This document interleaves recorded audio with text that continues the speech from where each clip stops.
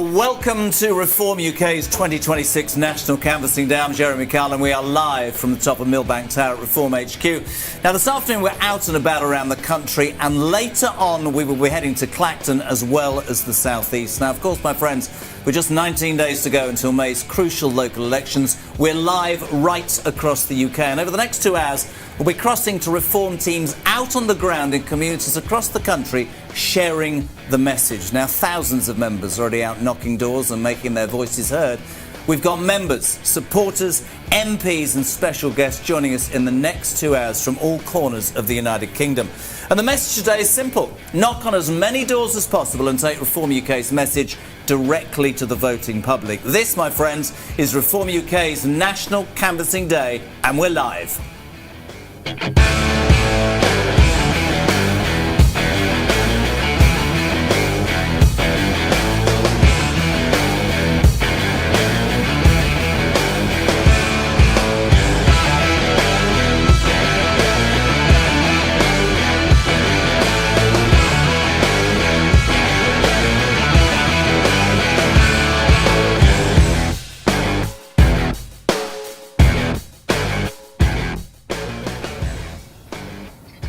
Good afternoon, my friends. Wherever you're watching, we are live from Reform UK's headquarters in central London. Just behind me, of course, it's the Palace of Westminster, home to the 650 members of Parliament who are supposed to represent the interests of ordinary people. But of course, we all know the political landscape is shifting. Recent polling shows Reform UK surging.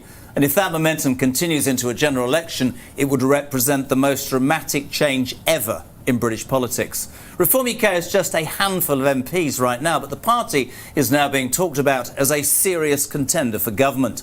Labour and the Tories, who have dominated for decades, are in real trouble, and the direction is clear. The energy is with Reform UK. Today, though, marks another major moment for this movement. This is Reform UK's second live National Canvassing Day, and it's really about knocking on as many doors as possible across the country and spreading that vital message directly to people in the UK. Today, Reform UK is one of the fastest growing political movements in the country, with membership rising rapidly week by week.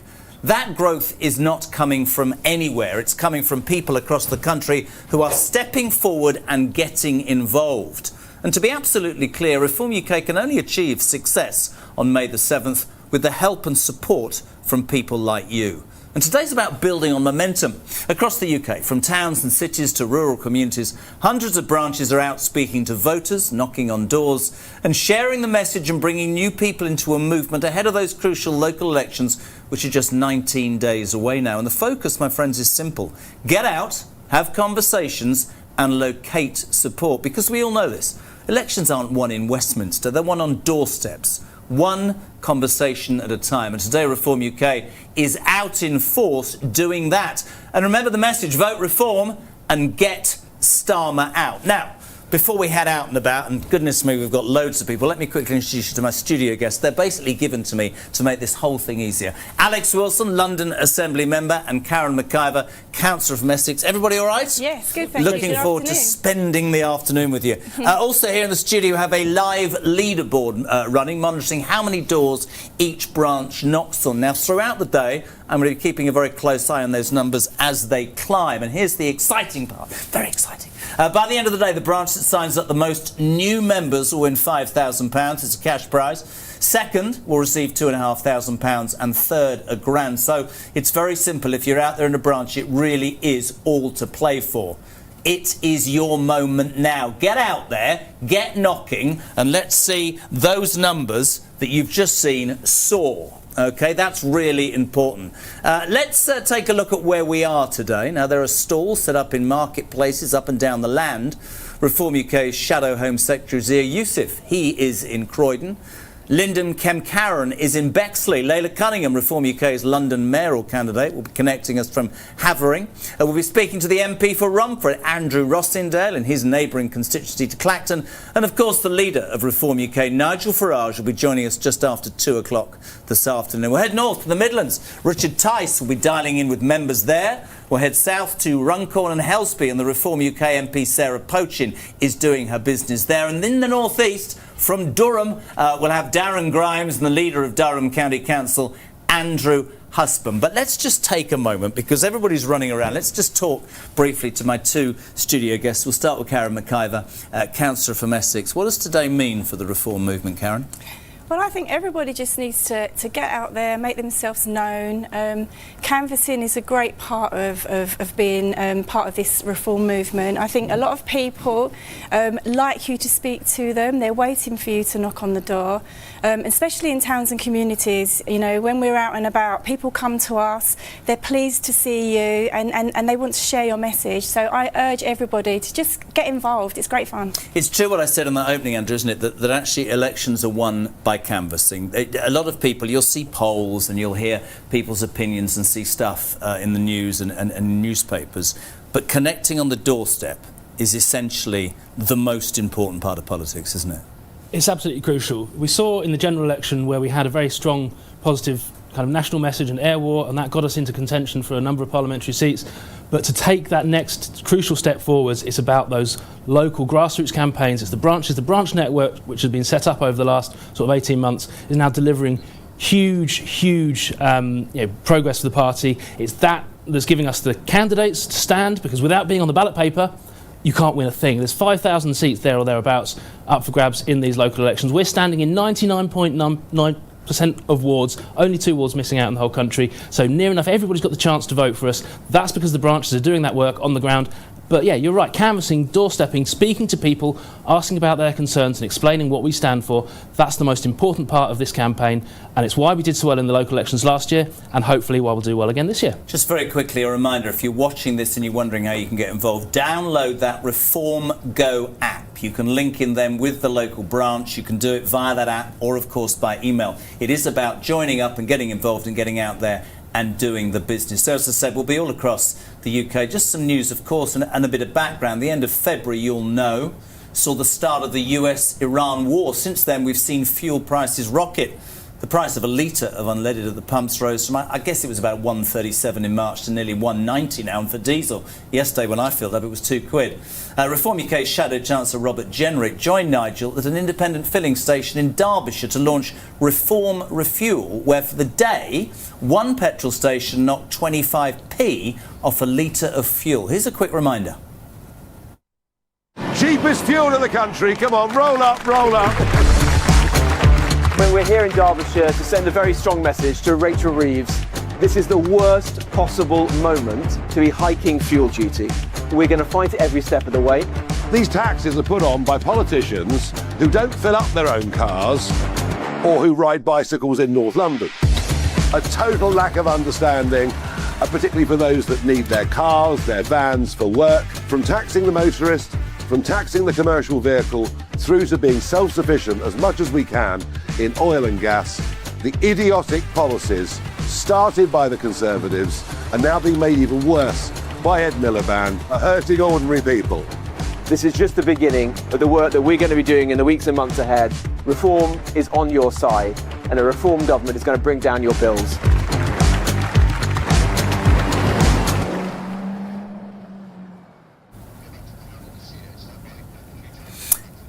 Welcome back. I think, Karen, just bringing you in, you're talking about knocking on the doors and understanding people's needs. The fuel hike is costing so many people, and I'm not just actually talking about people who use for leisure. I'm talking about people who use their vehicles for work and find it increasingly difficult to get out and about. It affects everybody. You know, mums driving their children to school. All families are affected by this. The cost of living is awful.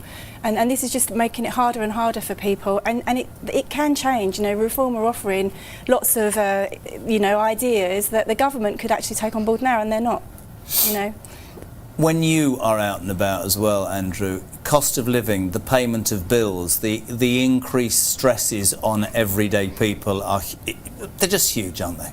Yeah, absolutely, and they have been for a while. You know, we saw the after effects of lockdown was initially gave us that rampant inflation, and we're still facing that cost of living crisis now. But we also have a cost of government crisis, and that's an integral part of it.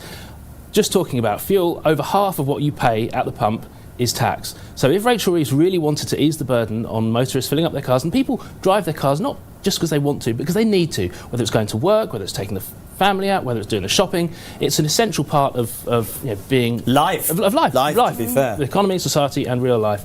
And if she wanted to help, she could. It's within her gift to do that. That's why we want to cut fuel tax, because it will take the pressure off ordinary people that rely on those cars every single day. But across the board, tax is too high. We've got the highest tax burden since the war, and it's stifling the economy, and it's got to stop. And there's only one way to change that, and that's getting Robert Jenrick as Chancellor, Reform UK, into government. If you are just tuning in, it is, of course, our second national campaign day. It's canvassing day here from Reform UK. I'm Jeremy Carr. We're live from the top of the tower here in London, but we're out and about across the UK. And the great thing about today is whatever branch you are in, the one that knocks on the most doors will win that prize. It'll be announced tomorrow on the socials. 5,000 for the leader. We'll show the leaderboard. I want to go out and about, though. We've got such a busy day. Let's go live to Romford. I feel like I'm on sort of election night. Andrew Rossendale, the Reform UK MP for Romford. A very good afternoon, sir. How are you? Hello, good afternoon, Jeremy. Great to be on your show. I'm not in Romford, we're in Braintree. We're campaigning. We're campaigning out Durham to Essex. Do you know what, my friend? To win for Reform. Good man. It says Romford. I'll take that. You're in Braintree. What a lovely place. Listen, my friend, just give me some idea, Andrew, of just the excitement today amongst branches, because I think politically what will happen is, as I said earlier, we'll read stuff in the newspapers, we'll see the high-profile MPs, but it's people on the ground that do the work for all sorts of political parties. How are the people of Essex, Romford, Braintree, wherever you are, how are they reacting today, Andrew? It's fantastic. So everywhere I'm going, I've been in Havering yesterday, in Romford today, I've been in Witham, Braintree this afternoon. Later I'm going over to Hertfordshire. Everywhere I go, it's the same message. They want change, they want reform, and they want to get rid of Keir Starmer. And there's a great mood wherever I'm going. People that some people have never even voted before, but this time they're going reform.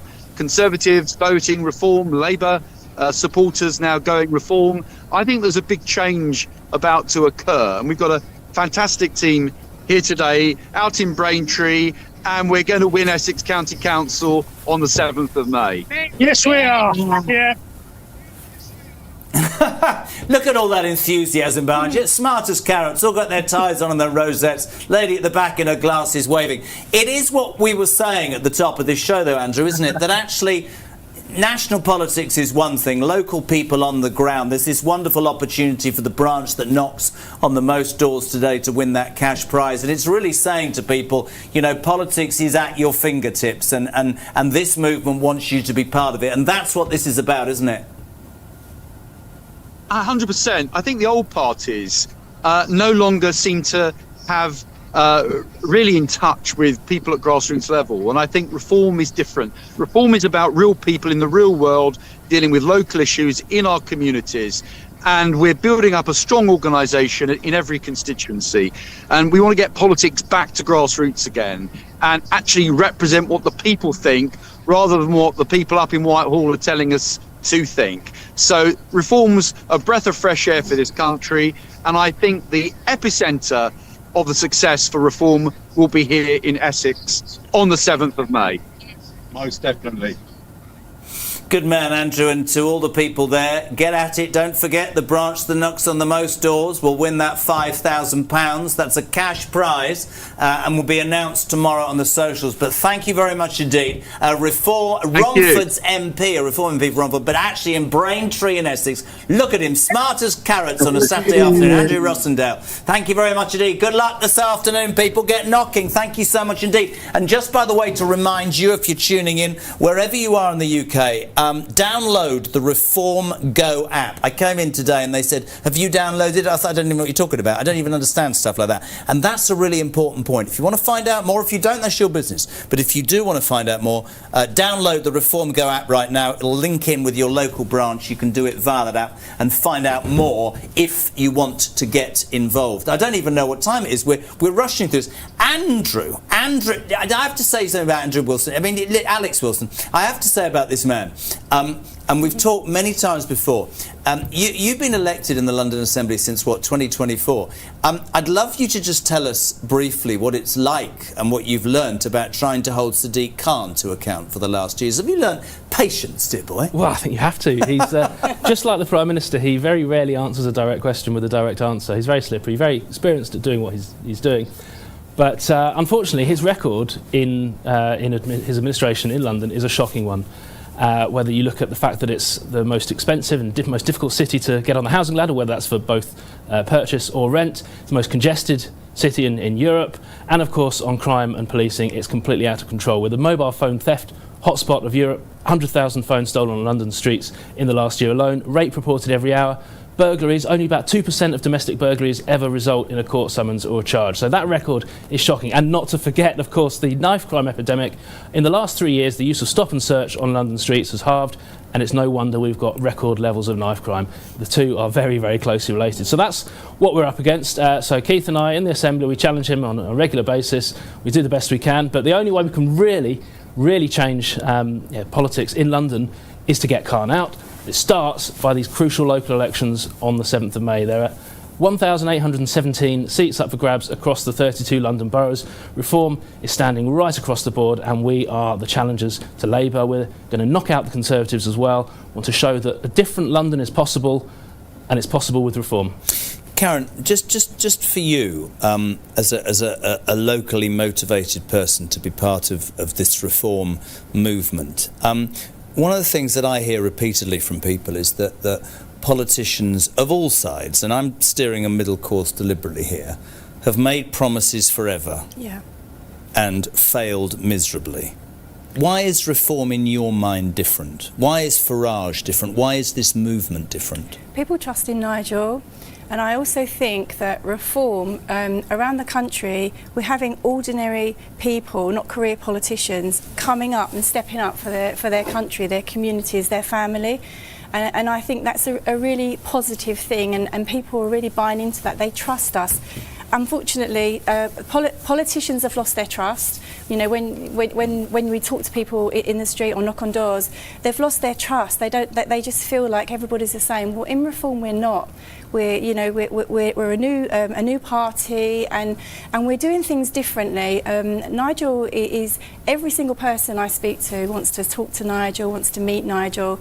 Nigel's doing just such great work, and the leadership team in raising reform's profile everywhere. And you know, the more people speak, the more the ordinary people get involved, us normal people get involved in politics, the more people are aligned to it. They see somebody that can represent them. I look at the front bench, particularly at the moment, and I don't see anybody that's in tune with me. And I think people feel disengaged with politics. So I think that reform are giving people hope, and that's what we're all trying to do. We're trying to give people hope that we can fight for our country, we can fight for our families, and we can fight for our community, and we can get fairness back, Jeremy. Is Nigel one of those politicians that people gravitate to, of all backgrounds, all ages? I mean, let's be honest, his message has been consistent for 25 years. I don't think anybody can say that in politics that's in politics right now. But more than that, he's this sort of figure, but that people want to gravitate to. But today,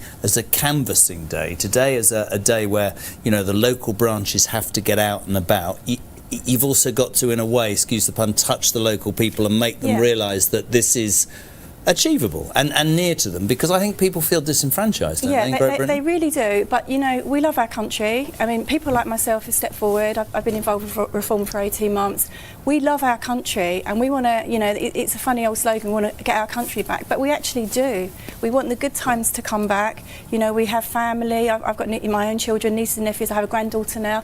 I want their future to be... A granddaughter? I do, and she's amazingly gorgeous. I've got two grandkids. We're feeling very old. Look at old Alex smiling over there, yeah. But this is why, I've just got two dogs, it's much easier. Really? I have a lovely dog too. But this is our reason for doing it, you know. We're patriots, we love our country, we love the UK, and we're also kind people. We want to help people that we feel we're being abused.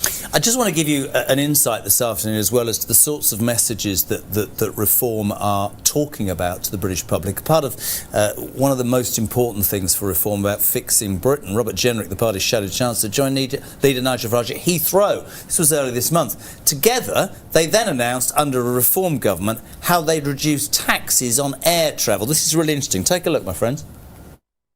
Good morning, everybody. Welcome to Heathrow Airport. The government's net zero policies are damaging the pockets of absolutely everybody. Families aren't just hit with domestic fuel bills, aren't just hit with filling up their car, they're also hit with going on their summer holidays. We are the only party that is truly committed to cutting the cost of living. That's why we're announcing today that a Reform government in our first budget will get rid of the family holiday tax.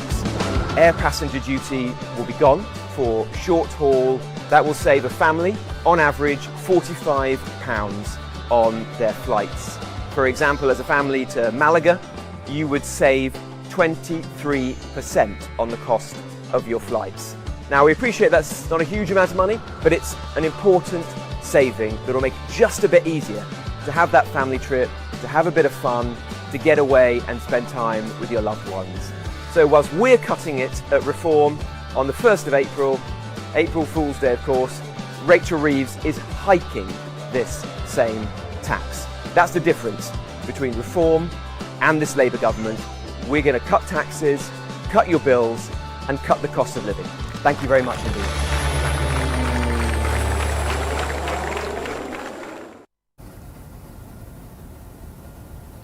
Welcome back to the top of the tower, Reform HQ in London. My name is Jeremy Kyle. I'm here with several guests. We're just talking and heading out and about across the country. Got a live leaderboard. Don't forget, by the way, the branch that knocks on the most doors, there will be a winner, okay? £5,000 is a cash prize. Second, £2,500. The third, £1,000. Look at this. I feel like I'm doing one of those things. Election. Live leaderboard, St Helens North.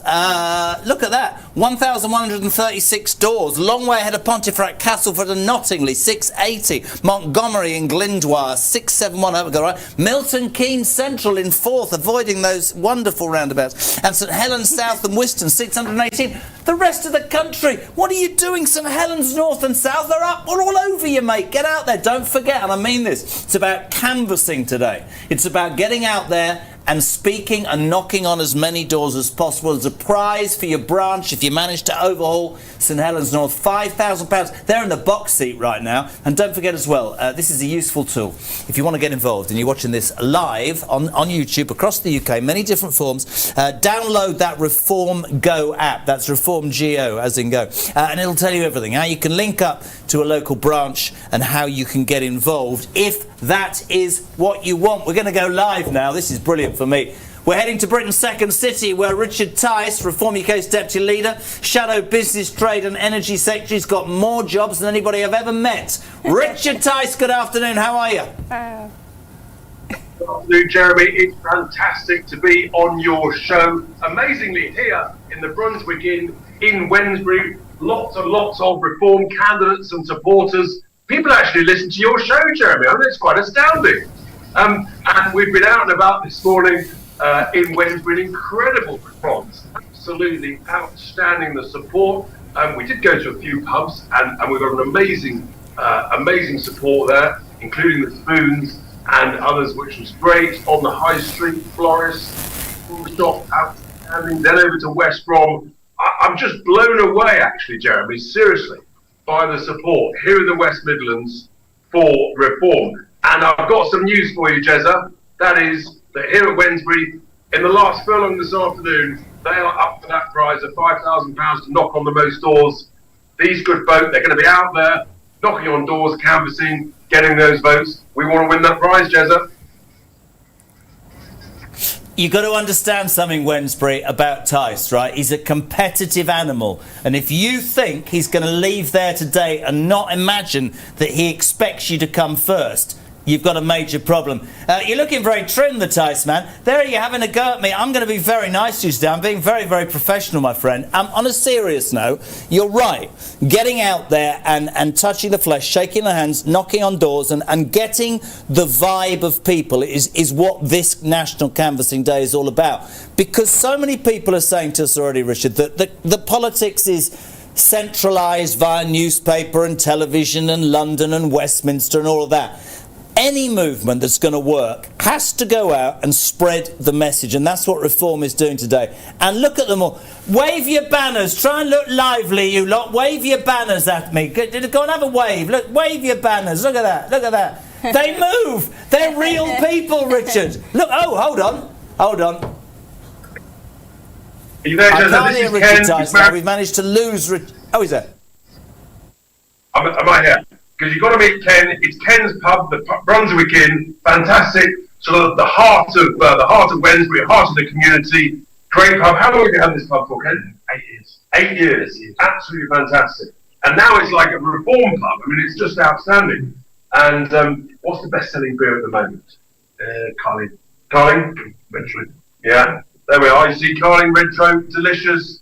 You know me, Jezza. I'm a bit of a Guinness man myself, but it's incredible. And I'm just blown away by this. Also, the fury amongst voters out and about the waste of money around councils, both here at Sandwell, but also elsewhere. And people know that we've been running those councils properly, that we've already been in control of, and they know that we can do it because we're the party of common sense, the party of business, the party of getting stuff done. And that's the remarkable thing, talking to all these brilliant candidates, canvassers. We're very excited, Jezza, and we're going to win. It's interesting. You've obviously shown yourself up to date to be a person who likes to drink. That's another show, though. We won't talk about that. But what's really interesting to see you out and about, and I do mean this, Richard, is as I said, I think the grassroots support for this movement is so important, and it needs acknowledging, and it needs encouraging, and it needs touching in the nicest possible way so that people do not see politicians as just, revered figures that they don't meet. That's one of the pulls. We were just talking with Karen here about Nigel. People want to meet Nigel. Surprisingly, Richard Tice, people want to meet you as well, which is in itself quite shocking. But I'll let you finish off because you are the man, Richard Tice. It is actually, it's shocking. You are very rude there, Jezza. But I was able to confirm earlier that Ringate, that slight problem earlier in the year, has been resolved, thanks to you, Jezza. And but no, there's lots and lots of enthusiasm for reform, for common sense. Our fantastic candidates here. Give Jezza a big wave, everyone. Back to you in the studio, Jezza. Thank you very much. Indeed, we love you all. Richard Tice. Good man, Richard Tice, live there in Wednesbury at a Reform pub with all the candidates and all the supporters, and a man who's just admitted on these channels that it was down to me that he finally bought that engagement ring. But there we go. Karen, Alex, back with you. It's interesting watching, isn't it? I mean, I know this, you've got a delay while you connect to people, but all across this country, people are taking part. That must make you both feel very invested in this. You can so relate to it, you can so relate to that branch setup because, there's 450 plus branches now, I think, throughout the country. So many people are getting involved, and I think when they do come into the branch, they're so welcomed. It's fun. Nigel always says, make this fun. Enjoy what you're doing, and I think there's a prime example of that branch having a good time today, whilst doing the canvassing and getting the serious message, the serious work done. They're also having fun, and it's team spirit, and it's great. Do you think, Alex? This is just a sort of an observation by me. Do you think that I don't even need to make this political? I'm making this sort of personal. Do you think that politicians, you talked about lack of trust and people have been let down. I sort of feel that people want politicians now who tell it like it is and might make a mistake or misspeak once or have a part. I don't know. I just think we've been so used to people saying, I'm perfect, I'm squeaky clean, everything's great, and then something happens and something comes out. Nobody's perfect, nobody's squeaky clean. And meeting normal, everyday people who go through the same stuff that everybody else does, I think that works as well, that you're not saying, I'm better than you, I'm one of you, I'm just on this journey with you. Is that what you try and say when you're out and about? Absolutely. I mean, people find it a lot easier to relate to ordinary people who share the same concerns, face the same issues and are having the same problems. You don't want a load of party clone politicians. you want ordinary people standing up for their community and their family, and that's what we get in Reform, in our branch meetings. Nigel calls us happy warriors, because it's really important stuff that we're doing. We're trying to save the country, trying to save our local councils, but at the same time, we like to have a bit of fun as well. And you've got to, because that way you get people coming back for more. Isn't that the only way you get through this madness, though, in all seriousness? Can you? I mean, I'm not saying there isn't a serious side to this, and there always should be. Yes. Because, trying to achieve becoming a government, I'm sure your party has to be taken seriously, but warts and all is all right, isn't it? Yeah, well, you want people to come back and enjoy. You want people to come to the branch meetings. You want people to get involved. So feel part of it. Exactly, and that's what it is. It's one team, one dream. We've all got the same goal at the end of it. We all want a reform government and Nigel to be our Prime Minister. So, it's the team spirit. Yeah. You really feel it. And I go to lots of branches around the country, and we're all the same sort of people. It's great. It's great, and we're all, like I said, one team, one dream. We're all following the same sort of journey. One team, one dream. We're on the same journey. If you are, Karen McCarver, brilliant, if you are out there and you are in a branch, don't forget this amazing competition today. We are asking all of the branches to try and get the most numbers of knocks on doors. At the moment, you saw on the live leaderboard just now, I think St Helens North are winning. It's a £5,000 prize. £2.5 for second, £1,000 for third. We'll announce it on the socials tomorrow. We're back there with that list again. St Helens North, way in front. Wow. What are the rest of you doing? St Helens North are absolutely creaming this. They're going to get £5,000. That Richard Tyson needs to get Wednesbury Council. Get out, knock on doors, spread the message. There's the live leaderboard. Honestly, what's happening here? St Helens South in 5th, St Helens North. Can anybody take the £5,000 from St Helens North? It's down to you, okay? Announced tomorrow on the socials. And also, the message is clear. If you are tuning in and you're thinking, yeah, but Jez, I want to get involved, but I don't know how to, download that Reform Go app. Do it right now. It'll give you more. Let's go to Kent Reform's UK leader of Kent County Council, Lyndon Karen. Good afternoon. How are you?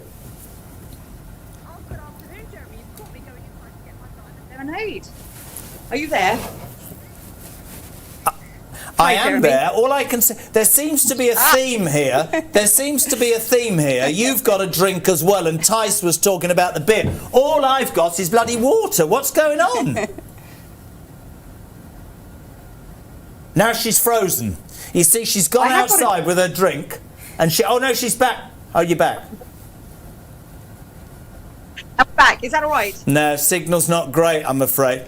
Yeah, don't move, whatever you do, the joys of the internet. You've got all your supporters behind you. Look at them all standing there, proud as punch with their banner. I've been on telly with my banner, look at that. Wave them all, people, wave them, do what you can, look at that. Oh, look, there we go.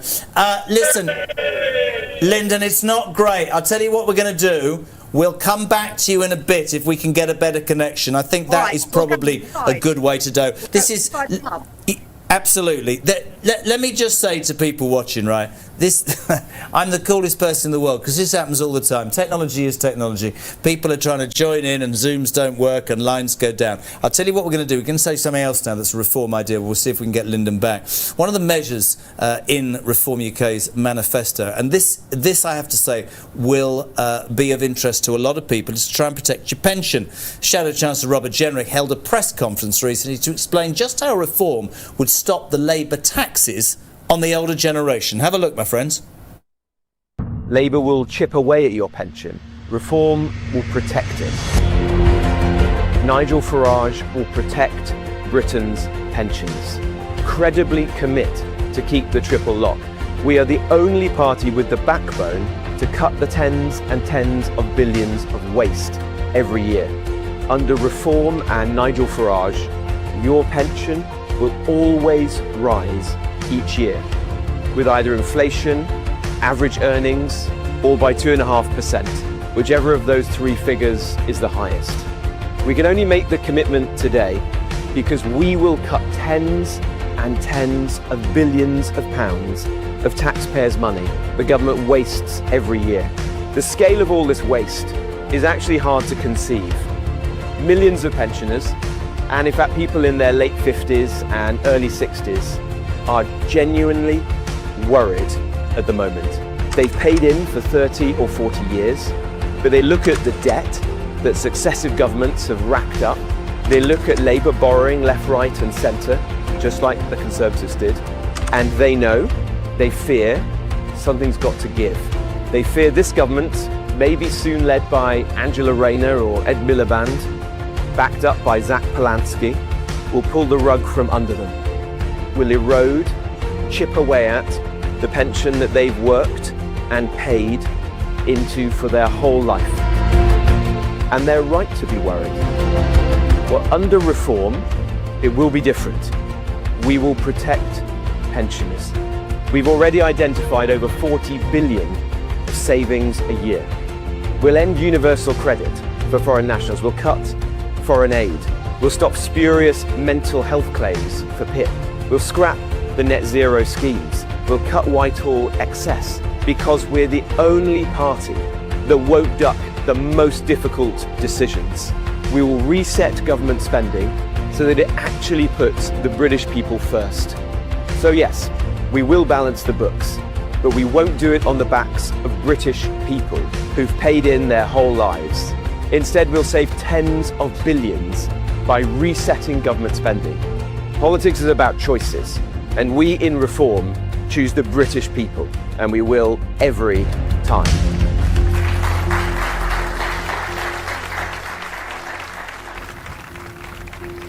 That was Robert Jenrick talking about how this party wants to protect, if it's elected, the older generation. Welcome back. It's just gone 1:30 Saturday afternoon. It's our second National Canvassing Day. We're live from the top of the tower. Our Millbank HQ, my name's Jeremy Kyle. In the studio, we've got Karen McIver. We've got Alex Wilson as well from the London Assembly. More from them in a minute. But I'm going to click my fingers and hope that technologically it's going to be better. Let's go back to the leader of Kent County Council, Lyndon Karen. Good afternoon.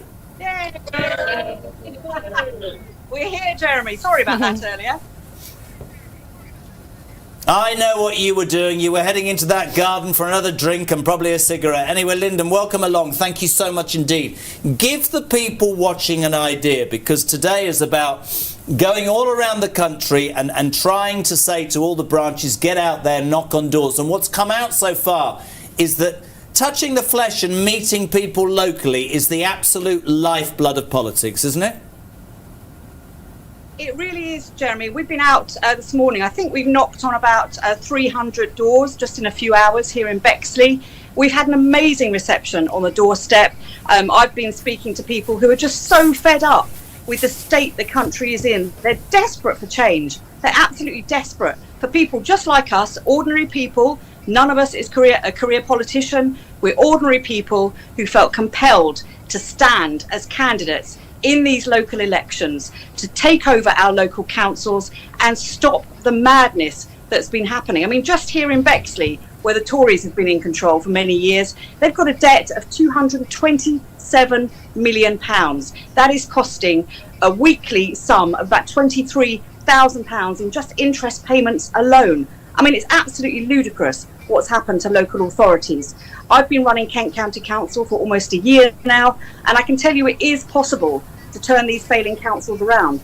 All you need is a bit of gumption, a bit of belief in what you're doing and why you're doing it, and a bit of backbone, Jeremy, a bit of backbone. I can tell you all these wonderful people behind me here at the Royal Oak Pub in Bexley, they've got backbone in spades. I can tell you that for nothing.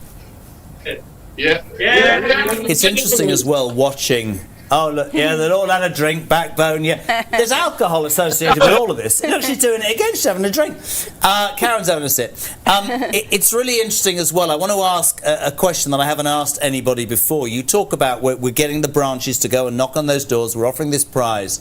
What do you do as a politician? You've led Kent County Council for a year, as you said. What do you do on the doorsteps when you meet a detractor or somebody who isn't interested? Do you hang around and try and change them? Are they open to change? Or is it sort of very much love it or hate it? Or is there a middle ground with Reform UK, do you think? Well, I think that's what I love about knocking on doors. You never know what you're going to get when that door is opened.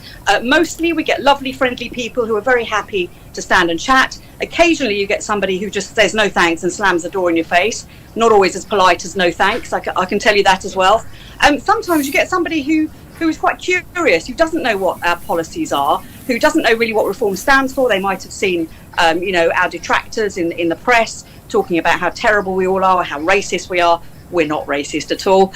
And it's interesting because some people genuinely want to find out more. And those are the conversations I really enjoy. I was out with 3 others this morning, and we had several people who really wanted just to chat And I think we came away feeling quite happy. You know, they'd found something out, we'd managed to get our message across. You know, it's a really nice way to spend a morning, actually. I think that's a really salient point, just from sitting here and listening to all these people across the UK, is that, you know, if you step away from it, as I do, a lot of people would say, oh, Reform UK, they've got one policy, they talk about immigration, but actually knocking on the doors today, you're able to, and we've been showing it in the VTs about the petrol prices, we're talking about air travel insurance as well, is to actually get out there, as you just said, and say to people, look, this is what we do in this instance, this is what we do in that instance, and to not almost, I suppose, Linda, make promises that can't be fulfilled, because that's the feeling you get all across the UK, whatever your political persuasion, is that the British public, the electorate, just feel let down, don't they? They feel let down by failed promises for so long. There's a degree of cynicism, and the other reason about branches getting out there and knocking on doors is because there's apathy in the United Kingdom right now, isn't it? And a day like this tries to dispel that apathy, right? I've never seen it so bad, actually, on the doorstep. I've been knocking on doors for probably about 8 or 10 years. And I've never seen people so dispirited and so lacking in hope and enthusiasm. I think this Keir Starmer government has basically killed off any hope that British people may have had a few years ago, that things might actually get better. A lot of us are old enough to remember the 1970s. That comes across a lot on the doorsteps. People say, I remember the terrible times of the socialists being in charge in the 70s. We are going back there again. And I happen to agree. I think at the moment people, they're facing their living costs going up daily. You know, a basket of shopping has probably doubled in price as compared to a few years ago. It's costing them more to fill up their cars. The potholes in the roads aren't being fixed, certainly in this area, not yet anyway. When reform gets in, they certainly will be fixed. You know, antisocial behaviour is up. Shoplifting is a real concern to people. You know, everywhere you look, there are problems that people are utterly, utterly sick of. And I think hopefully when we knock on the door, you know, we're nice, cheerful, normal people. We knock on the door and we're offering a bit of hope. We're saying we're ordinary people just like you. We're not in it for ourselves. We're in it because we really believe we can make a difference. We need to win councils. We need to start changing policies. We need to start, you know, putting things in action to actually improve people's lives. That's the kind of message we're bringing when we knock on those doors today. Lyndon, great. Just before we leave you at the Royal Oak, what have you got in that drink? Is it gin? Is it water? Are you being professional? What is your tipple today, having learnt from Tice what he's having? What is your tipple? Well, I've gone large today, Jeremy. I've gone for lime and lemonade.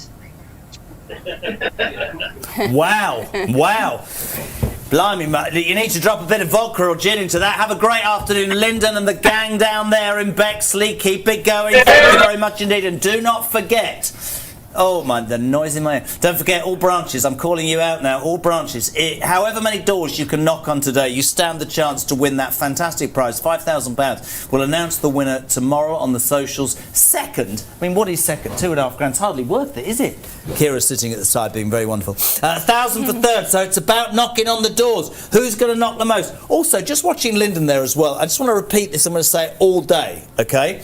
If you're not in a branch, if you're watching this at home, if you come across this, and maybe, as I said to you, you're one of those cynics who goes, yeah, but what does reform stand for? Maybe you will be a reformer, maybe you won't be. If you want to find out more, Reform Go, it's an app, you can download it. Why did I do that? That's how you download an app. You two are laughing at me, Alex and Karen. They'll be here. Now, later on the show, obviously the big bit, we'll be going live to Clacton to speak to the leader of Reform UK, Nigel Farage. He'll be joined by members, supporters and activists. This, though, is a live shot, my friends, of the location in Clacton. Will be joining us later on. And as I said, oh, look at that. Do you think is that a bouncy castle? No, there's the Reform bus there. He'll be there, the main man in Clacton later. And remember, download the Reform Go app from your app store now, wherever you get it, because Nigel Farage will be there.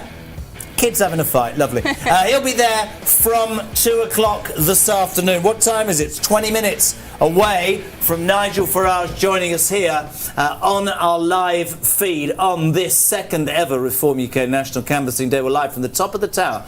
Makes it sound like I'm on a radio station. Karen McIver, Reform UK's Epping Forest branch. Secretary, is that right? Yep. It's quite a mouthful. And Alex Wilson, AM. What does that stand for? You're only good in the mornings? What does that mean? Assembly member. What? Assembly member. Oh, and the leader of Reform UK in the London Assembly. He likes a lot. The reason you're the leader is because no other bugger's been elected. That's the truth, isn't it? Well, No, I'm I've got a joking. friend now. Keith joined us. Oh, as you've well. got so this, and did you keep the leadership? Do you argue amongst the two? No, of you? we get on very well. We go back a long time, and I know you do. Just looking at Lyndon there in Bexley, Yeah. she's taken an interesting angle there. I thought, just like so many other people, saying I'm in this for this reason.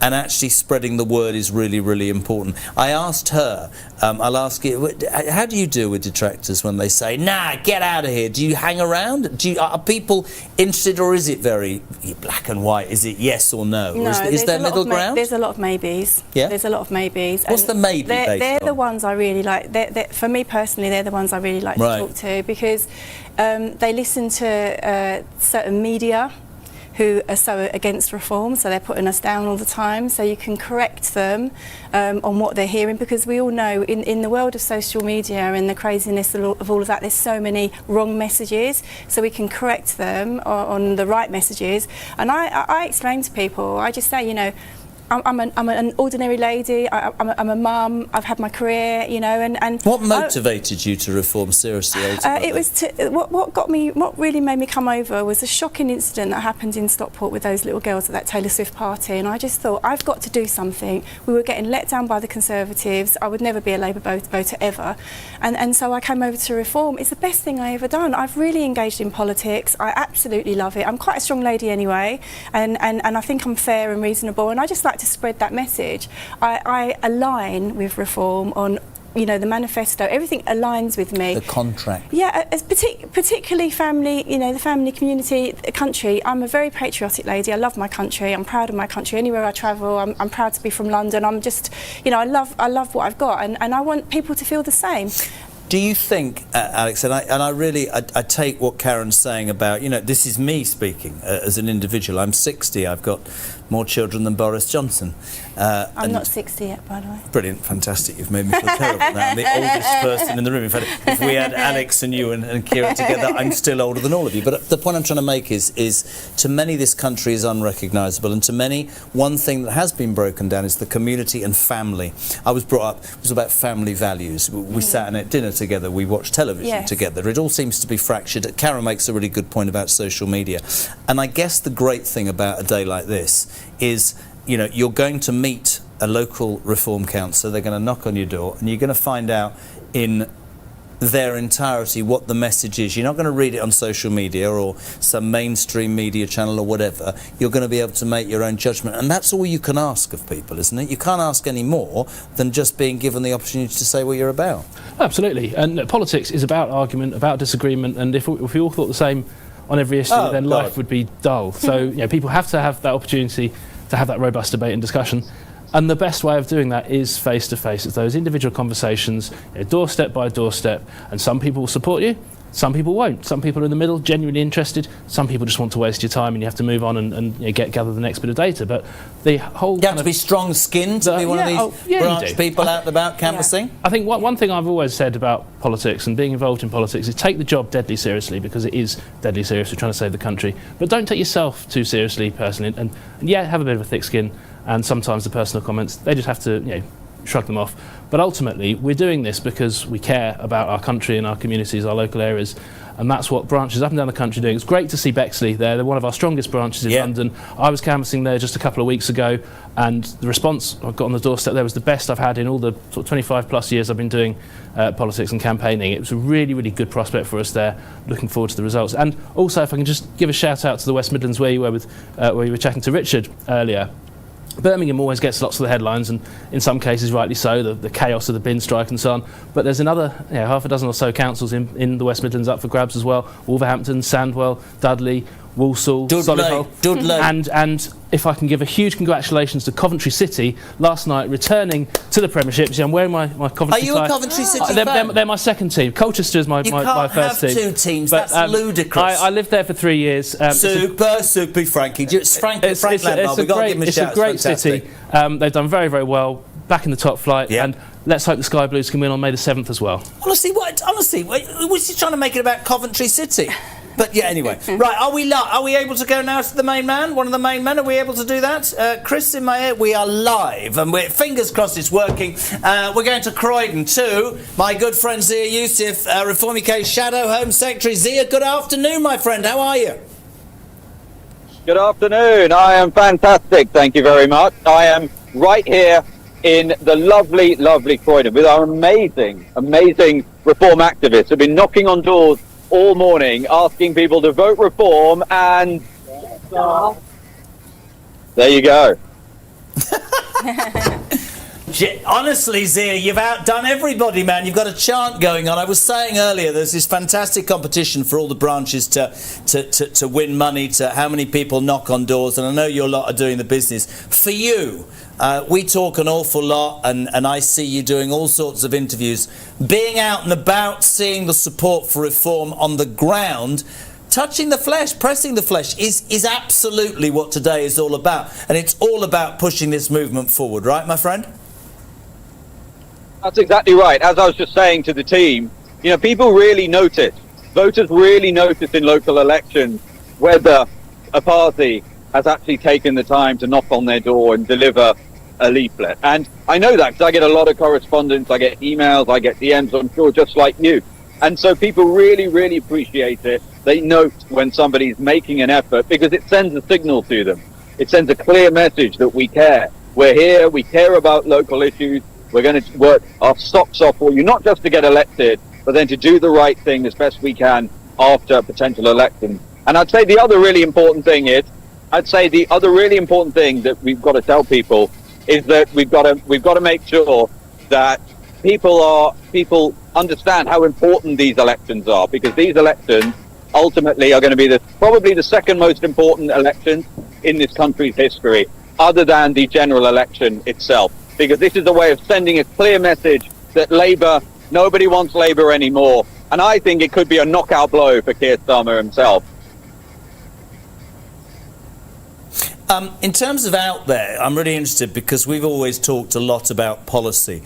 On the doorsteps in Croydon, the stuff that you've done today and the messaging you're getting, what are the top three things that matter to people? We've shown videos already, Robert and Nigel talking about airline taxes. We've done stuff on fuel. When you knock on the door, I think a lot of people would always say about reform in the past, it's only about immigration. But so much of the work that's happened over the last 12 months is to fill in those gaps. What are people telling you on the doorsteps there? The most important thing people are worried about are cost of living. They're very important. They're very concerned about immigration. They're also really concerned about local issues. They're very concerned about potholes. They're very concerned about local care and social care. Those are all things that are really, really important, which is not a surprise. We hear about those things all the time when we're knocking on doors, as I said, the correspondence that we get. And that's why we've got really good solutions to all of those things here at Reform. And in fact, actually, the only way you're ever going to get real change on any of those things is by voting for us. I don't know if you know this story, but you can share it with the people of Croydon. You talked about potholes, and we all know that the state of Britain's roads are an absolute disgrace, and we all know that many people have always said we're going to do something about it. Did you see the story this week, Zia, where the Transport Secretary, Heidi Alexander, on her way to a press conference to talk about how allegedly this government is going to improve potholes, her ministerial car hit a pothole and broke down, and she had to get a cab to get her to the press conference. That just about sums it up, pal, doesn't it? Yeah, I mean, it was absolutely totemic and utterly symbolic of the catastrophic failure of government in this country. And hopefully she'll actually take that on board and perhaps actually do something about the catastrophic state of Britain's roads. Zia Youssef in Croydon, thank you. I know we had some technical. Now, you've got to do what everybody else has got to do. You've got to turn around and see if Croydon can give me the biggest cheer. 1, 2, 3, go, Croydon. Let's see. Go.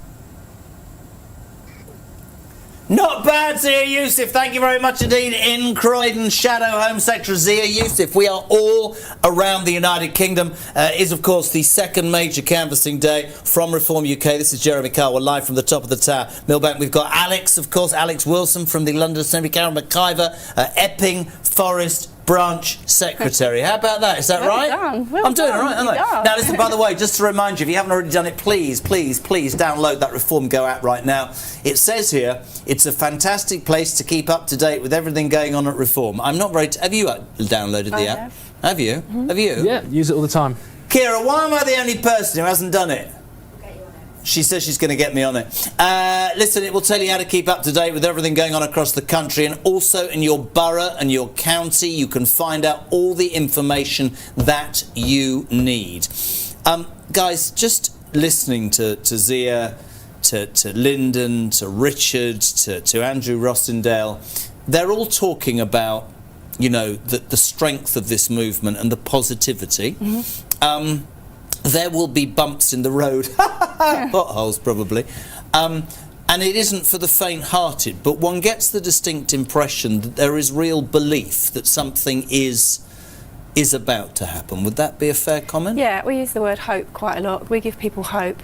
So when we speak to people, they're so pleased to see us. You know, we walk the streets, we get bibbed up all the time. It's just people are grateful, and they're grateful that we're being brave and stepping up. You know, all the people around the country that are stepping up. Is it brave, or is it just what you feel? I think it's what you. I think it's what we feel. I think. Is it brave because it's attacking the traditional two-party, if you like, uniparty? Well, you're going above and beyond what you would do in your normal life. You're putting, you're putting your head above the parapet. And but isn't that good? Isn't that British? You're speaking. Yes, I think so. I mean, if you go back to COVID with all the doctors and nurses banging and stuff, you know, we British people, we can stick together and we make really good things happen.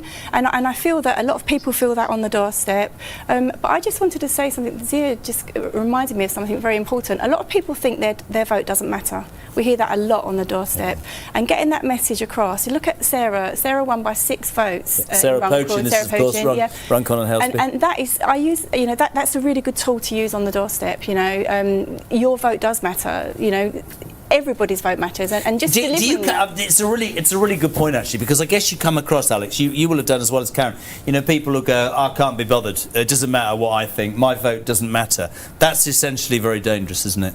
No, absolutely. If you don't vote, then you can't really complain about what's going on, and people have got a lot to complain about, so the way to change that is to exercise your right to vote. And you know, often you do get very close results. You mentioned about was Sarah it Pochin. Really 6 votes? Six votes. It was all, so you know, just that's possibly one household and your neighbours, and that makes a difference. A few years ago, in a different life, in a different party, I lost an election by 10 votes. Wow. So I've seen it myself. It can make a real difference. In another life? Well, when I was another party. In another party. Let's not talk it's about. It's so much more fun now. Let's not talk about what I'm doing, but that's about the country. How did you feel when you lost by 10 votes? Well, I was gutted, and I think it's almost worse than losing by 100, because you know, there wasn't anything you could have done to swung around. But no, it really does make a difference, and we're going to see this in these results in just a few weeks' time, because the traditional old party system is so fractured now.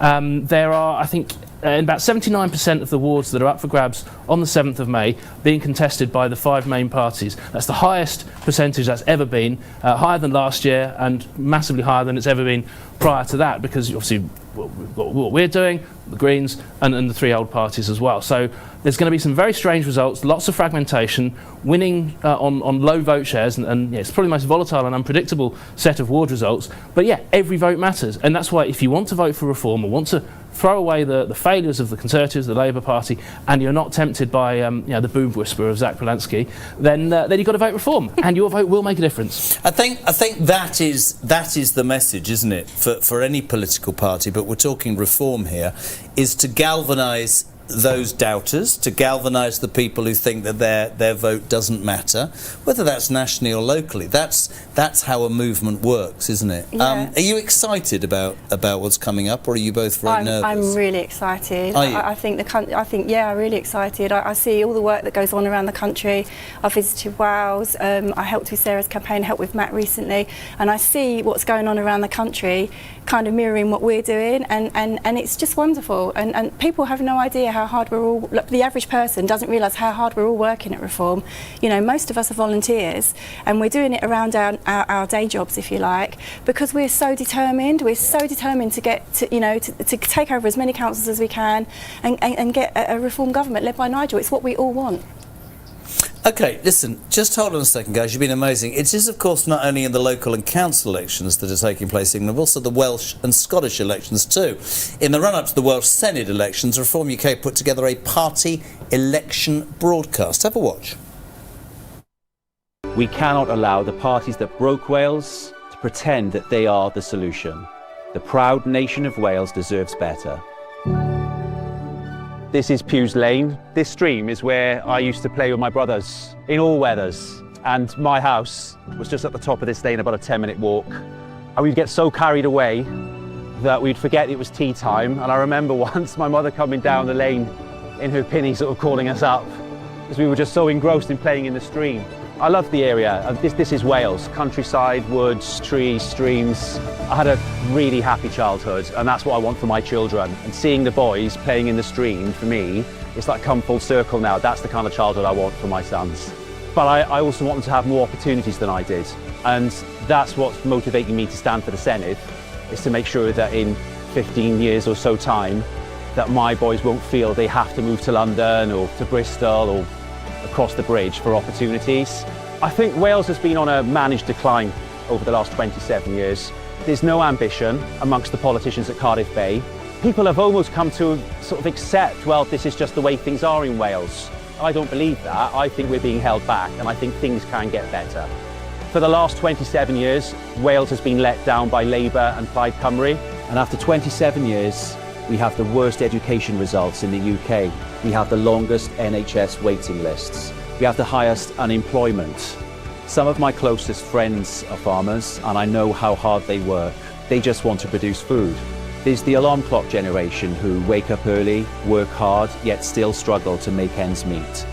My ambition would be in 4 years' time that we turn the public sector services around, and that we have a sense of ambition and pride brought back to Wales, and that we say actually we can do better, and we will.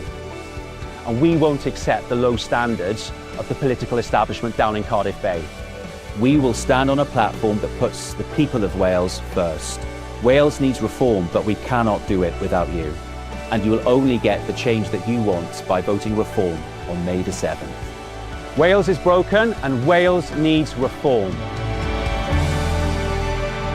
I'm Dan Thomas, and I'm leader of Reform UK here in Wales.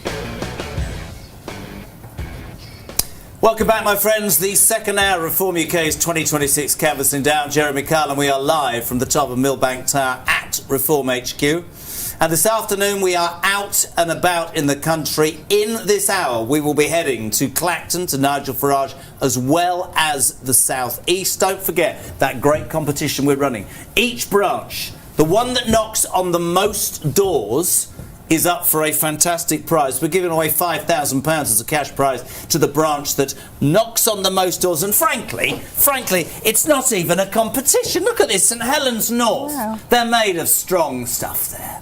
They're made of strong... 1,456. What's that? Montgomeryshire and how do you say that? Glyndwr, is it? I don't know. I don't know how you say that. 820. They've done well. Pontefract, Castleville, and Nottingham. 707. St Helens. Honestly, everybody in St Helens is knocking on far more doors. Milton Keynes, they drop one to number 5. Northampton North, they're dropping 3. It sounds like the top 40. But listen, St Helens North doing a fantastic job. I'm sure wherever you are in your local community, you are doing the business. But as a branch, if you knock on the most doors, you will win a prize. Please get to it. And don't forget as well, if you're tuning into this show and you're thinking, yeah, but I don't know how to get involved with Reform, don't forget that wonderful Reform Go app. You can download that now. It will give you local information in terms of the branch and stuff that's going on.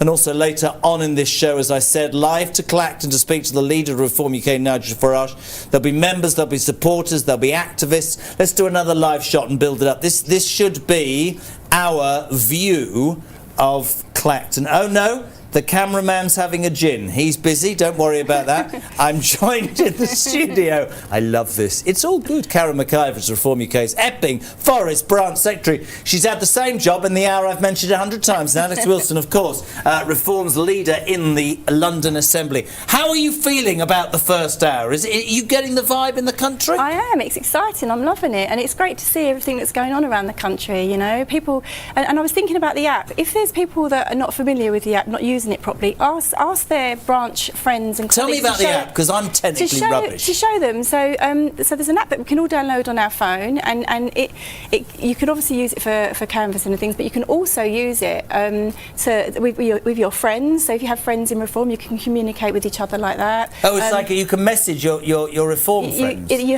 have like news from Reform regularly coming up. Exclusive news. Yeah, it's great. It's great, and the more you use it, the better you get. You know, and if there is anybody that isn't sure how to use it, ask a friend, ask a branch member. I don't know how to use it, and I haven't got any friends. Reach out, because you know the idea is that everybody uses it, and it works, you know, to our advantage. Do you find it useful? Seriously, Alex? I find it really usul for canvassing. I mean, all the other stuff is nice, and it gives you information about the branch and events that you can sign up to. But where it's really transformative in doing what we're doing on the ground, and today is a perfect example of that. It's the canvassing. So instead of having to have scrubby bits of paper and it gets wet in the rain and you lose it, and all the data goes on there in real time. When it comes to polling day, you can just then run your knocking up lists from there, and so everything is seamless in real time, integrated, and it's brilliant. And everyone in my branch is using it and really enjoying it, and it's great. I can't speak highly enough of the app. It's brilliant. So let me just remind you, because we've an hour to go, still to come, we will speak to Layla Cunningham, who is, of course, Reform UK's London mayoral candidate. She's fantastic. She'll be on the show. The leader of Reform UK is, of course, Nigel Farage. He will be live in Clacton. Other guests as well will stay here as well with Karen and with Alex, and we'll get you involved. And we're going to keep looking at that leaderboard, because if I'm being honest, if I was in a branch right now, I mean, I'd want some of that money. I mean, I'm looking at a board that says St Helens North are well, I mean, it would be nice if it came up here. Let's see if I can do this. 3, 2, 1, go. No good at all. Anyway, St Helens North, 1,461 doors. The rest of you, oh, there you go. Never late. It's a slight delay. Satellite brain. Come on. You want the $5 grand? Do they get to keep the money, or do they have to spend it on something? So the branch can like divvy it up and go out and have a nice time? What do they have to do with the money then? Spend it on equipment? Oh, they have to spend it on campaigning leaflets. They can't spend it on themselves. Obviously not. It's for the good of... No, I'm just being honest. I didn't know whether they could all get 250 quid each and go out and have a drink. No. Campaign leaflets. Make your branch the best. St Helens North. We've got to say, Jack, what are St Helens North doing? Consistently at the top. Is that an area, because you know that area, is it an area that's very, very, very active in terms of this movement? Well, it's looking like it, isn't it? Wow. It's going to be huge. Cynicism from our production assistant. That's his job today. Honestly, you wouldn't believe it, people. Anything more you can tell me about the branches? I mean, your branch...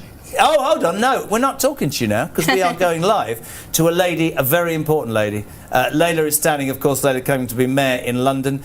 She's in Havering. You see, I got that right. Layla, good afternoon. Good afternoon, Jeremy, how are you? I'm all right, but I want to explain to you so you understand why my head keeps going that way. I have a picture of you there and the camera there, so if I keep doing that, you won't think I've got a tick or something. How's it going in Havering? It's going brilliant. How's it going in Havering, guys? Yeah,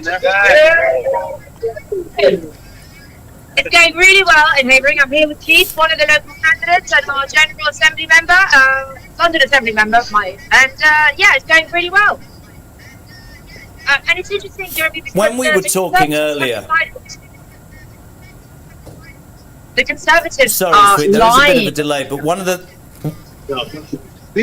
of the things that's coming out from all the people we're speaking to is just how important it is for politicians who might be in the news and on television and on radio to get out, touch the flesh and understand on the doorsteps what's going on. And certainly for you and for London, this is exactly what you do each and every day, Layla, isn't it? Yeah, I mean, I'm out almost every day speaking to London and from London. You know, you find the most tragic, sometimes not the most uplifting. It is the most rewarding activity a politician can do. And what I have been hearing on the doorstep, and I'm sure you have as well, Hugh, is that the Tories in Bexley and in Brom and have nothing to offer but lies, Jeremy. They are saying that we are going to build on the green belt. That is a lie. Not built on the green belt. In fact, Jeremy, a lot of people don't know that it was the Conservative Council to run Bexley and Brom. They are the ones that have approved planning permission on the green belt, and across the country they have approved building on the green belt in their local plan. So on the doorstep they say they're going to protect it, but discreetly in their local plan and in their planning policies they don't protect it. Only report. It's so good to see. I just was going to ask you, because we've got this, and there is a lot of noise in my ear, which is not my fault at all, so I'm trying desperately to hear you, but I'm getting other people shouting at me. There's this wonderful competition on that the branches have today. The one that knocks on the most doors can win this wonderful amount of cash that they can use in their branch. How are the people of Havering doing? Are they knocking on many doors? I mean, you're all standing in the street. Why aren't they knocking now? That's because they all want to be part of the national campaign day, and they want to see you, Jeremy. They're big fans. Yeah. That's why. Get back to work, people. Get back to work. Yes, sir. We're on it. Listen, Layla, thank you very, very much indeed. Layla Cunningham, who is literally out each and every day, standing, of course, to be the Reform Mayor in London, the lady to take on Sadiq Khan. There she is, in Havering, with, I think she said Rob, but if you could hear what I hear in my ear, you would understand how I can't actually hear anything from Havering. But thank you very much indeed. Have a great afternoon, team. Get a door knocking. That's what we need. Bye. Thank you very much indeed. Bye. Layla Cunningham, we're still waiting. Bye. Brilliant. Is it possible to try and do something when I've got 47 people? I couldn't actually hear a word, bless her, that she was saying, but I got the gist, so thank you very much indeed. She's down there in Havering. She is, of course, standing to be the mayoral candidate in London for Reform. We're standing by the leader of Reform UK very soon in Clacton, Nigel Farage. I just wanted to do this for you. With local elections, what is it, 17 days away now, I think? Just weeks, really, a couple of weeks. Here's a reminder of why we are here.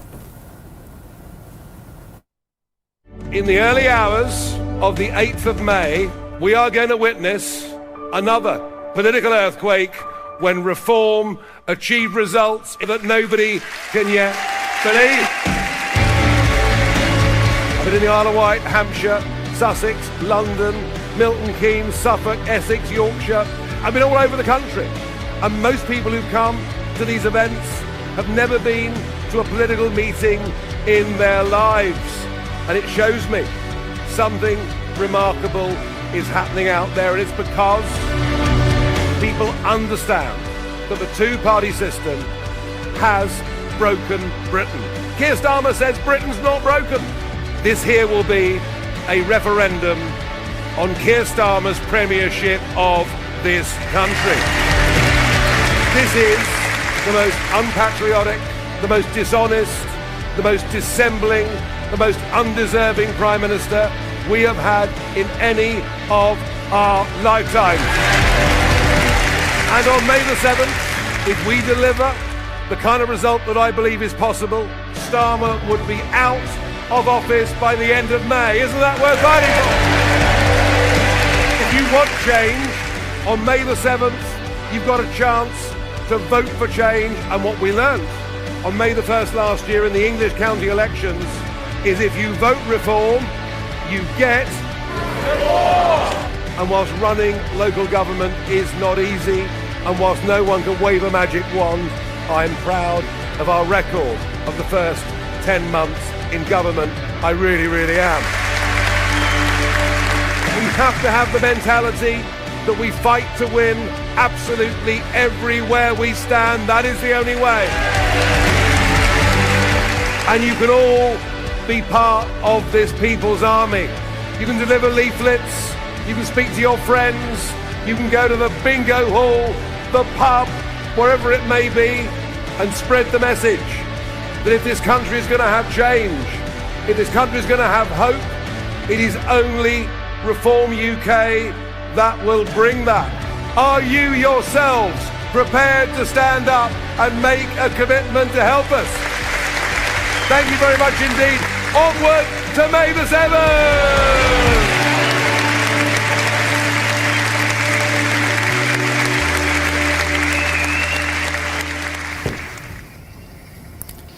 I'd like to point out that this is not me building up to Nigel Farage. We've got a slight technical problem. We're very honest to people. That's why you need change, because Wi-Fi in this country is rubbish. But we will get to the main man very, very soon. Some big news, by the way. You know, I keep saying download the Reform Go app, the app that will tell you everything you need to know about this movement. How many people have signed up?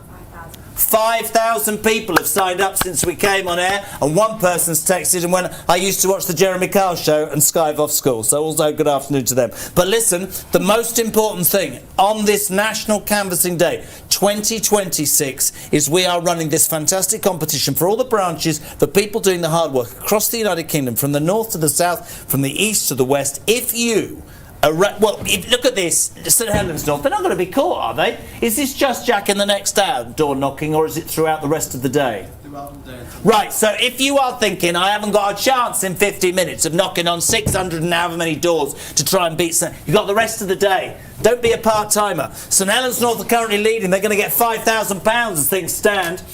Which branch will knock on the most number of doors?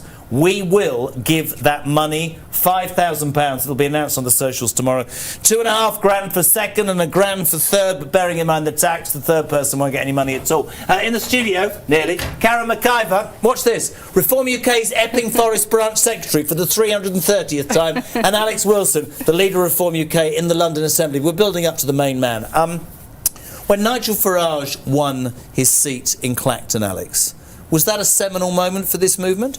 Hugely. But the general election as a whole was a huge breakthrough for us, because we showed that even under the first past the post voting system, which deliberately prevents insurgent parties making a breakthrough, we could win in more than one place at the same time. So that was 5 seats, 15% of the vote, 4 million votes on all three of those key metrics, smashing what UKIP had achieved at their peak back in 2015. So it showed that we've made that breakthrough, and it's about what happens next. But yeah, Nigel winning in Clacton was crucial for us. If that hadn't have happened, then I don't know what we'd be doing. We certainly wouldn't be here at the top of the tower. In terms, Karen, of the man who will be on this show in the next, whenever the Wi-Fi works, is he the difference? I mean, the people that set up Reform and all the local people, but Nigel Farage is the cherry on the top, isn't he, to be fair? Yes, Nigel Farage, everybody knows him. Everybody knows he was very, very... Everybody, just hear me out and say, this is what I think one of his massive strengths is. Everybody feels they know him. Yes. Everybody feels that he's somebody they can relate to, talk to, argue with, disagree with, and still go for a pint with. Is that a good description? 100%. We all know that Nigel was a very big player in getting Brexit, making Brexit happen. Okay, he didn't finally deliver it because the Conservatives delivered it and delivered it wrong. It still hasn't really been delivered properly, let's be honest. But Nigel is that person. He's a people person. People warm to him, and exactly what you just said. You feel like you know him, and then when you do meet him, he's very warm. He's very good with people, and you know in life when you meet people, you remember them because they're nice and they're kind, and you can see his vision. He's such a clever man. You can see his vision, and he's had that vision for a long time, and now we're able to, with all the people that help him, we're able to start making the grassroots really happen, and everybody can see it's happening, and it's happening before our eyes. It's very exciting, but people very much, I mean, everybody that speaks to me asks me about Nigel. You know, he's such a good leader. I've got a story about Nigel Farage, and this is just a personal story, which I think is relevant to what I think about the man. This isn't even political.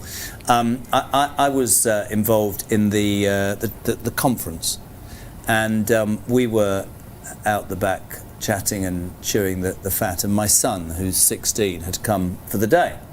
And he was about to go to golf college, and Nigel Farage and he were talking, and you could see the awe. I went off to do something, and basically when I came back, he said, "Oh, I've spoken to Nigel." Anyway, I think 4 weeks went by, and sadly a great friend of both Nigel's and mine, James Well, the broadcaster, had died, and we were at James's funeral. And this man, and I think this is relevant, and I say this a lot to people, this man who deals with everything that he deals with, turned to me in the middle of that and went, "How was Henry's first day at golf college?" And I remember thinking, do you know what? That is a skill. Yeah. That is not contrived. That is not a focus group telling you what to think. But as much as people compliment Nigel Farage, and you must see this on the door, there are a lot of critics, but he takes it all in his stride. Yeah, I think as regards people meeting Nigel, Nigel has time for people. He doesn't say hello, goodbye. He asks them about what they're doing, and gives the impression that he has time for people. And as regards all the nasty comments and the smears, I mean, Nigel was speaking recently to us, and the Conservatives are desperate. They're going to just keep smearing. That's what they do. Labour are doing the same. We have to just ignore all the horrible comments. Don't read them. Keep our party positive, and remember that we are the party of hope and of fun and good people, and we want to deliver that positive message. So it is our National Canvassing Day 2026 here live from the top of the tower. My name's Jeremy Kyle. Reform before 2 o'clock, 3 o'clock even, I can't tell the time. Before 3 o'clock, Nigel Farage will be with us. And don't forget, 5,000 so far of you have downloaded the Reform Go app, which will give you every bit of information you need about your local branch and how you can get involved. If you're not already at a branch, if you're not knocking on doors and canvassing already, and you're listening to this and you're thinking, yeah, I agree with that. I've watched the videos about the fuel with Nigel and with Robert Jenrick. I'm a pensioner. I've just seen that video. I'm interested. Download the app. Reform Go right now. 5,000 have done it already. Let's head to the northeast. One of the greatest parts of this country, God's country to me. And to Durham, where Andrew Husband, Reform UK leader of Durham County Council, is, well, look at him there in his shirt. Andrew, good afternoon. Sunderland he is. He's in Sunderland, mate. He's at Mackham. How are you, Andrew? Good afternoon. Well, I'm actually all right. I've missed the Newcastle United game to be here in Sunderland, so I've had to put my my Reform shirt on, so at least I'm neutral today. We're winning over the locals with the Reform shirt, not Newcastle. Let me get this straight. Let me get this straight, because I spend a lot of time in Newcastle, and I know Mackhams and the Toon do not get it. You are a Toon fan standing in a Sunderland heartland, and you've decided the best way to survive is to wear a Reform UK shirt. Is that right?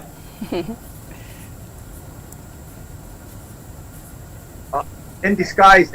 But to be fair, I think the Sunderland fans would be happy that I'm missing a Newcastle game to be here. So there you go.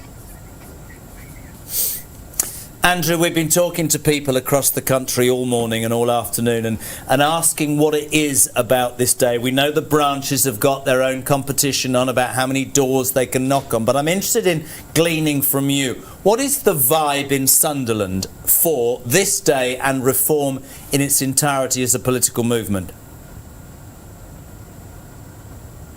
You know what? It feels like what we were experiencing in Durham last year, and I've had a little bit of insight in this because I've sat on the NECA board, the North East Combined Authority, and even several weeks ago at our last meeting, they were almost saying goodbye to each other. The leaders of Sunderland, of South Tyneside, of Gateshead, and I think the momentum, what we're hearing about, the Labour lot are almost giving up on certain ward seats. They're trying to focus on the scraps they think they're going to win. So it's really buoyed us. It's really, really encouraging. I think everyone's candidates behind me very excited. And what are on the doorsteps in Sunderland? What are the main thing? What are the main things on the doorsteps in Sunderland that people are interested in, Andrew?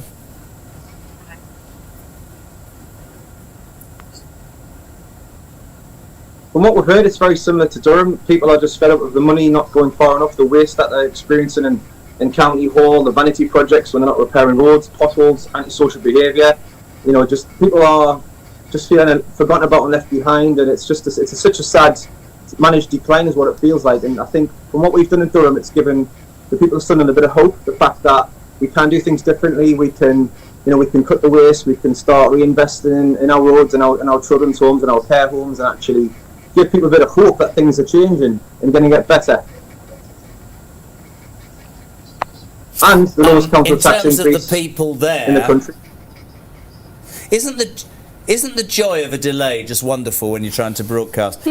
Listen, Andrew, in terms of the people there, I want to try something. So you're in the heart of Sunderland. I want to see you. Can they hear me? Yes or no? Yeah. Yes. Yeah. Right. I'm going to see what I get a bigger cheer for. I'd like a cheer first in Sunderland for the Toon Army Newcastle. Oh. It's not happening. I'd like a cheer in Sunderland. What about a cheer for Reform UK in Sunderland? Yay. Yeah. Honestly, the delay's something else, isn't it? Listen, Andrew, I know you're busy. Get the brokers, get them out there, get them knocking on doors. Give my best to Sunderland, and I really appreciate your time. Thank you, Andrew Husband, live there from Sunderland. The delay is so long, it's difficult, isn't it? But you get the feeling. I understand that's the way it goes. Try telling a bunch of people in Sunderland to cheer for Newcastle. Not great. It is extraordinary the number of areas we've managed to go to, isn't it? It's brilliant. You don't think? It's brilliant, and it's so good to think that everybody is out doing their bit, you know? But I was thinking about people think that Reform, I guess, I mean, you'd know far more than me, you guys, but people would think that it was based or set in one particular area. It's across the whole of the UK, I mean, it really is. I mean, we're doing amazing things in Scotland, you know, in Wales. It really is. I mean, I saw the Isle of Wight pop up on the board. The Isle of Wight? Yeah, they were very close, and I wanted them to stay because I was going to give them a big up. But yeah, I was thinking they popped off and then they come up. So yeah, they were on there early. I mean, so there you go. We go from Scotland. It's brilliant. Is that one of the things being in the London Assembly? I mean, a lot of politicians are criticised that they're called London-centric and told that it's all about that. And one of the great things for me about this National Canvassing Day is actually Reform candidates are out and about, and they're doing what they're doing the length and breadth of this country. A day like this is really important, isn't it? Hugely, and it's a national canvassing day because this is a national election. There's something going on in every region of the country. 136 councils up for grabs, as well as the Scottish Parliament and the Welsh Senate. So it really is the biggest test of public opinion since the general election, and probably the biggest test before the next general election. So it's crucial that in London, yes, but in the East, in the West Midlands, in the North East, the North West, in the South West, in the South East, right across the country, and as I said, in Scotland and Wales for their devolved bodies. Now, this is a national election. We are looking to cement our position as a national party, as the opposition to this failing Labour government. After these results are declared and counted, then what we're expecting to see on May the 8th, when all the dust has settled, the Conservatives will have ceased to be a national party. We will have replaced them. We are the challenger to Labour. That's what this is about, and that's why it's so important, as you say, to hear from voices from Sunderland. Well, the North. It's really important to go from Kent to London to Durham to the South Coast to get that feeling. Can I just remind everybody who's watching this, genuinely, apart from please download the Reform Go app, because we need to knock another 1,000 or so off that, but just to say that this National Canvassing Day today, it's the 18th, we're going to do it. It's been so successful, Jack's decided he wants to do another 2. It's going to cost you. We're here next Saturday, the 25th, and on May the 2nd as well. This has been so good today. The response has been so good. Thousands of you joining the Reform Go app. Thousands of branches, well, councillors and helpers and workers and supporters out there in the branches. We're going to do it for the next 2 Saturdays. Kira's delighted. She's yawning. You'll enjoy that. Now, I am building up to Nigel Farage because we're not having him at the moment because it doesn't matter why. Let's go to... This is very interesting in Clacton as well. Charlotte Hill is Reform UK's Cabinet Member for Potholes, Highways and Transport, Derbyshire County Council. Let's say a very good afternoon. Oh, and Emily Strudwick, Reform UK Councillor on Portsmouth City Council. Now, what they haven't told me is who's who. So who's on the right with the dark hair? Yeah. Brilliant. We haven't got any audio. It gets better by the minute. You better stop talking while we try and make that work. This is turning into it's just turning into the Karen McKay, the Jeremy Kyle and Alex Wilson show. Now the camera's at a strange angle and we can't hear what they're saying. It'll happen. It's fine. It's what happens. We're doing this. What about it? Are we going back to them now? Are we? Right. Let's go back, please. Let's try again. Let's say very good. Right. Who's the lady on the right? Help me out. Well, the one with the dark hair, Jeremy. I'm Charlotte Hill, and I'm Emily Strudwick. No, absolutely not. Brilliant. Okay, good. Don't worry about it. It happens. That's the way it is. You see what will happen is people will go, oh my God, it's not working. I'll keep talking. I just thought something quite important as well to say to people. If there's members at home that are signed up members of Reform and they're listening and watching this and really want to get involved but haven't been to their local branch or haven't got involved. Yeah, how do they do that? I urge them to get in touch because the branch will be welcoming them. They'll be, they can get in touch here with Reform HQ to find out. How many branches are there in the UK? Locally. That would help. There's 450 plus. Yep. You know, we've got branches almost everywhere. You know, there'll be a branch that would welcome you. And if you think, well, I can do some leafleting in my local road or my local community, I can help them, and I'd really like to. Please get involved because I know at our branch we welcome everybody, and the more the merrier. Please, if there's people in our area, please, get involved. I think for Reform to do very well in these elections, they need to somehow work out how this country in 2026, how the Wi-Fi is so rubbish most of the time. It's frustrating, but it happens, doesn't it? That's the way it is. You must find that in your job, don't you? Well, anything that's live, there's always the risk of that happening. But it doesn't matter. It doesn't matter to me. We'll keep trying and we'll get them, I'm sure. Can I have a quick look at that leaderboard, actually, because I do want to talk about this. All the branches across the United Kingdom, there are 450 plus Reform UK branches across the United Kingdom, are all doing their business here on this National Canvassing Day. Oh, look at this. Basically, there's a prize up for grabs, peeps. £5,000 to the branch that knocks on the most doors. £2,500 for the branch that comes second, and £1,000 for the branch that comes third. St Helens North are absolutely romping away with this. 1,554 doors they've knocked on. Montgomery doing really well in Wales. 852. Pontefract, Castleford and Nottingham. A shout out to you. 740. St Helens South. St Helens are busy people, Kira. They're very busy up there. 700. I hope they could create Wi-Fi that works. Northampton North, 705. Milton Keynes down at 6. You've still got a chance. Rest of the day. The results tomorrow on the socials. Right. I'm going to keep my fingers crossed. We're going back to Clacton to hopefully speak to Charlotte Hill, Reform UK's Cabinet Member for Potholes, Highways and Transport, and from Derbyshire County Council, Portsmouth City Council, Emily Strudwick. So, Charlotte Hill, is that you with the microphone? Say yes, Jezza. It is, Jezza. Can you hear us? Well, no, we're going to have to stop doing this because the sound's not working. Somebody's going to have to speak to me and tell me, sorry ladies, apologies, it's just the way it goes, isn't it? It's happening all the time. For some reason, Clacton isn't able to respond at all. I feel like, when they go, let's go to the United Kingdom, what are your results? We can't get through. Clacton, which is interesting, we can't get Wi-Fi. I wonder if it's because close to the sea, maybe, I don't know. Closer to the sea? That's not an excuse, is it? I'll tell you what I would like to do, actually, if we can, Chris. We played before 2 o'clock. We played the video that we made when we were talking about Wales. There was also, if we remember, before Malcolm Orford became the leader of Reform in Scotland, a video was made for Scotland as well. And as this broadcast is all over the UK, Chris, could we perhaps play that Scottish video now? Would that be possible, my friend?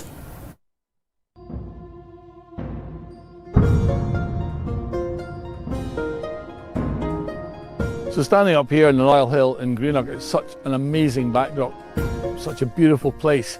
And Scotland is a beautiful place, full of creative and innovative and productive people. The reality is over the last 25 years we've been let down by the politicians, been let down by the governing parties, by Labour and the SNP in Scotland, and by the Conservatives and now Labour. And the people of Scotland deserve better. There's so much more potential here.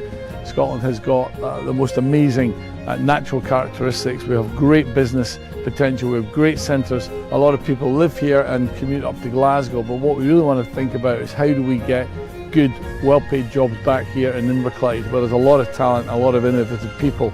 And that again is going to be the focus of the Reform campaign, because we want better public services. At the moment, people are paying too much tax in Scotland and not getting good enough public services in return.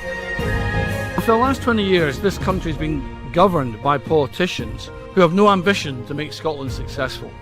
The sad reality is that Scotland is broken, but it doesn't need to be this way. I know that all of you are just as ambitious as I am to put Scotland back at the top of the table, to make Scotland the most successful part of the UK. And that is why I gave up my lifetime cosy seat in the House of Lords, and that's why I wish to serve the people of Scotland. On May 7th, we have the opportunity to give a voice to millions of Scots who've been taken for granted. Ordinary, decent, hard-working Scots who get punished for doing the right thing.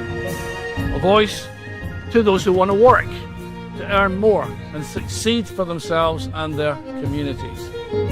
We're told we've got no policies. Well, here we have them. So we're in good shape to spread the message of hope to every corner of the country, from Wick to Wigton and everywhere in between, so we can finally turn the corner on 2 decades of national decline. Things here are not working the way they should be. Our school system is not what it used to be. Our healthcare system is not what it used to be. Our cohesion, our community is not used to be. So I'm really passionate that we can listen to local people in our communities. Let's live and work well together. Let's grow prosperity. Let's grow that prosperity in Inverclyde, and let's grow that prosperity in Scotland. Scotland is broken. Scotland needs reform.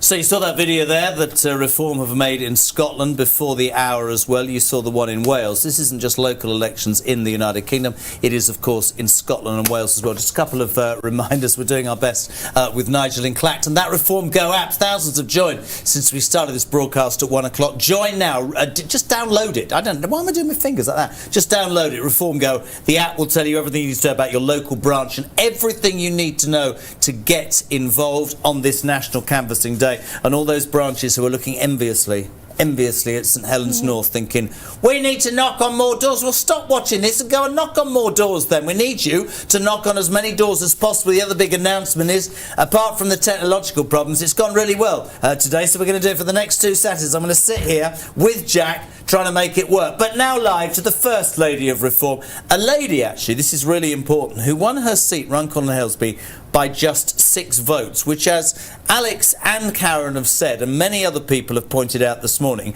proves that every single vote matters. There she is with a spring in her step. Good afternoon, the sunshine, the wonderful Sarah Pochin. Hello, everybody from Sefton. We're up here in Sefton. Hey, look at that. We've got a great crowd out in Sefton and the most amazing, beautiful weather. So a perfect day for campaigning. And you're doing a great job, Jeremy, down there in the studio. Well done, you. Well, we're doing our best. Sarah, you've always been very able, I think, to describe I think the honesty and the integrity of how you see things. This canvassing day, and I've said it to many people so far, is about getting out and about, touching the flesh and speaking to not only supporters of Reform, but also maybe people are wondering which way they should vote or whatever their political persuasion. What on the doorstep, Sarah, are the 3 things that people are talking about the most? The biggest issue up here in Sefton is crime. People feel that they don't see any police on the streets, that crime takes place, nobody does anything about it. People just want to get back to seeing bobbies on the beat and feeling safe in their homes and feeling safe on the streets.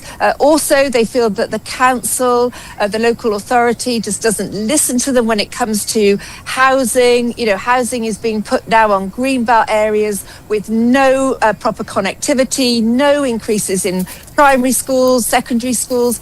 And the other big issue is, just like in my constituency of Runcorn and Helsby, up here in Sefton, there is not enough further education facilities for young people. So in other words, it all stops at 16.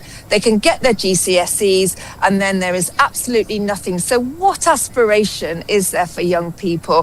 How do people become socially upwardly mobile when there is just no education? We are failing young people around the Northwest and here in places like Sefton. So 3 big issues for us on the doorsteps. In terms of the local communities, how are reform received on the doorsteps? I know obviously Sefton is an area that is popular, but are there detractors, and if so, how do you deal with them? Do you know what? There are so many people here that have absolutely had enough of the Labour Party historically taking their vote for granted. We hear it, don't we, in so many areas around the Northwest where I'm based, where Labour have literally taken people for granted. They've had lazy councillors, they've had councils that are not progressive, are not putting the interests of people first, and actually, you know, the fat cats that run these councils now just not delivering for local people. It's the same story, and that's why we run in one in Runcorn, and that's why we're going to get so many councillors around the Northwest, because people in the North feel utterly betrayed and utterly forgotten by the Labour government. So a lot of people nodding in the background, which is very interesting, because one of the things we've been talking about is that apart from reform has to get its message out, which will happen on a national canvassing day, but also it has to get away from Westminster. We're sat in the top of the tower, I can see the Houses of Parliament behind me, but the truth of the matter is elections are won, are they not, by getting out and about and meeting ordinary everyday people who, as you quite rightly know and believe and understand, are hacked off with their lives right now, and they want a difference, I guess. That's what reform is plugging into right now, yes?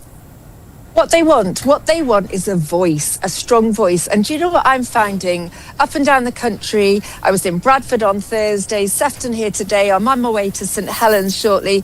Everywhere I go, people say to me, do you know what? They're I've winning. never been They're to a winning, political... St Helens. Yeah, they say, oh, okay. They're winning. They say St to me, Helens North. Stop, Jeremy, you're putting me off. They're saying that they've never been to a political rally before. How interesting. And it doesn't matter what age profile or what sex, whether it's men, women, young men, young women. They are all so engaged now in politics. I think it's historic.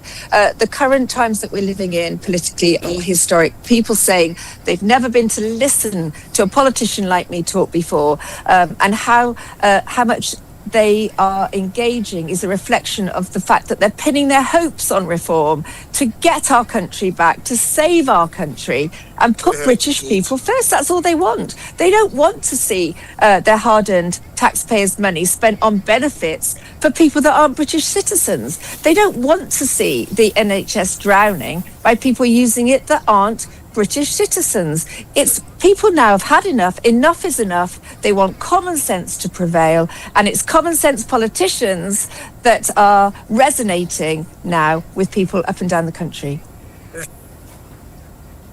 You are a common sense politician, and you speak. Look at that big grin. Now you've got to try something, because you're the only person who's been on camera today who hasn't got a drink in their hand, apart from Layla. So I want to see how big the cheer amongst the reform gang in Sefton is. I'll leave this to you, okay? I will leave this to you, Sarah Pochin. How much noise can Sefton make? How much noise can Sefton make?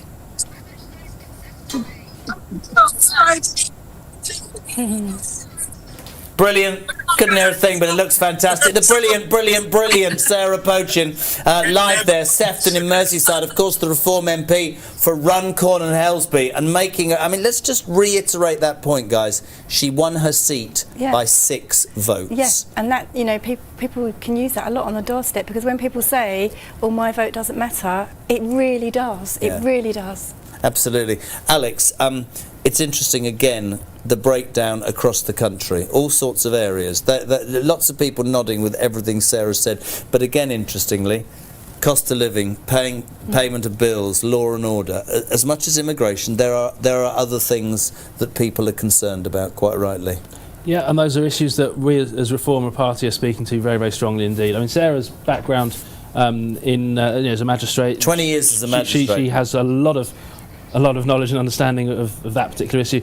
Same with Layla, and her background as a prosecutor in London. Why she's such a fantastic candidate to be taking on Sadiq Khan with his abysmal record on policing and crime. But people need to feel safe in their streets and in their homes and on the public transport network. And clearly, at the moment, a lot of people are not, and that's something that all political parties should be answering, but it's only Reform that is. Do you know how hard it is doing a live television programme? It's the easiest thing in the world, but I'm slightly dubious about this, because on my autocue it says it's working. Let's go to Clacton, speak to Charlotte Hill, Reform UK's cabinet member. She's on Derbyshire City County Council, and Emily Strudwick, she's on Portsmouth City Council. If this doesn't work, I'm going home. Good afternoon, Charlotte. Hello, Jeremy. Can you hear us this time? No, I'm sorry, it's not working No, again. I can't. Karen, can you not hear us? No, can you not hear It's us? not easy, is I'm not it? letting you go home.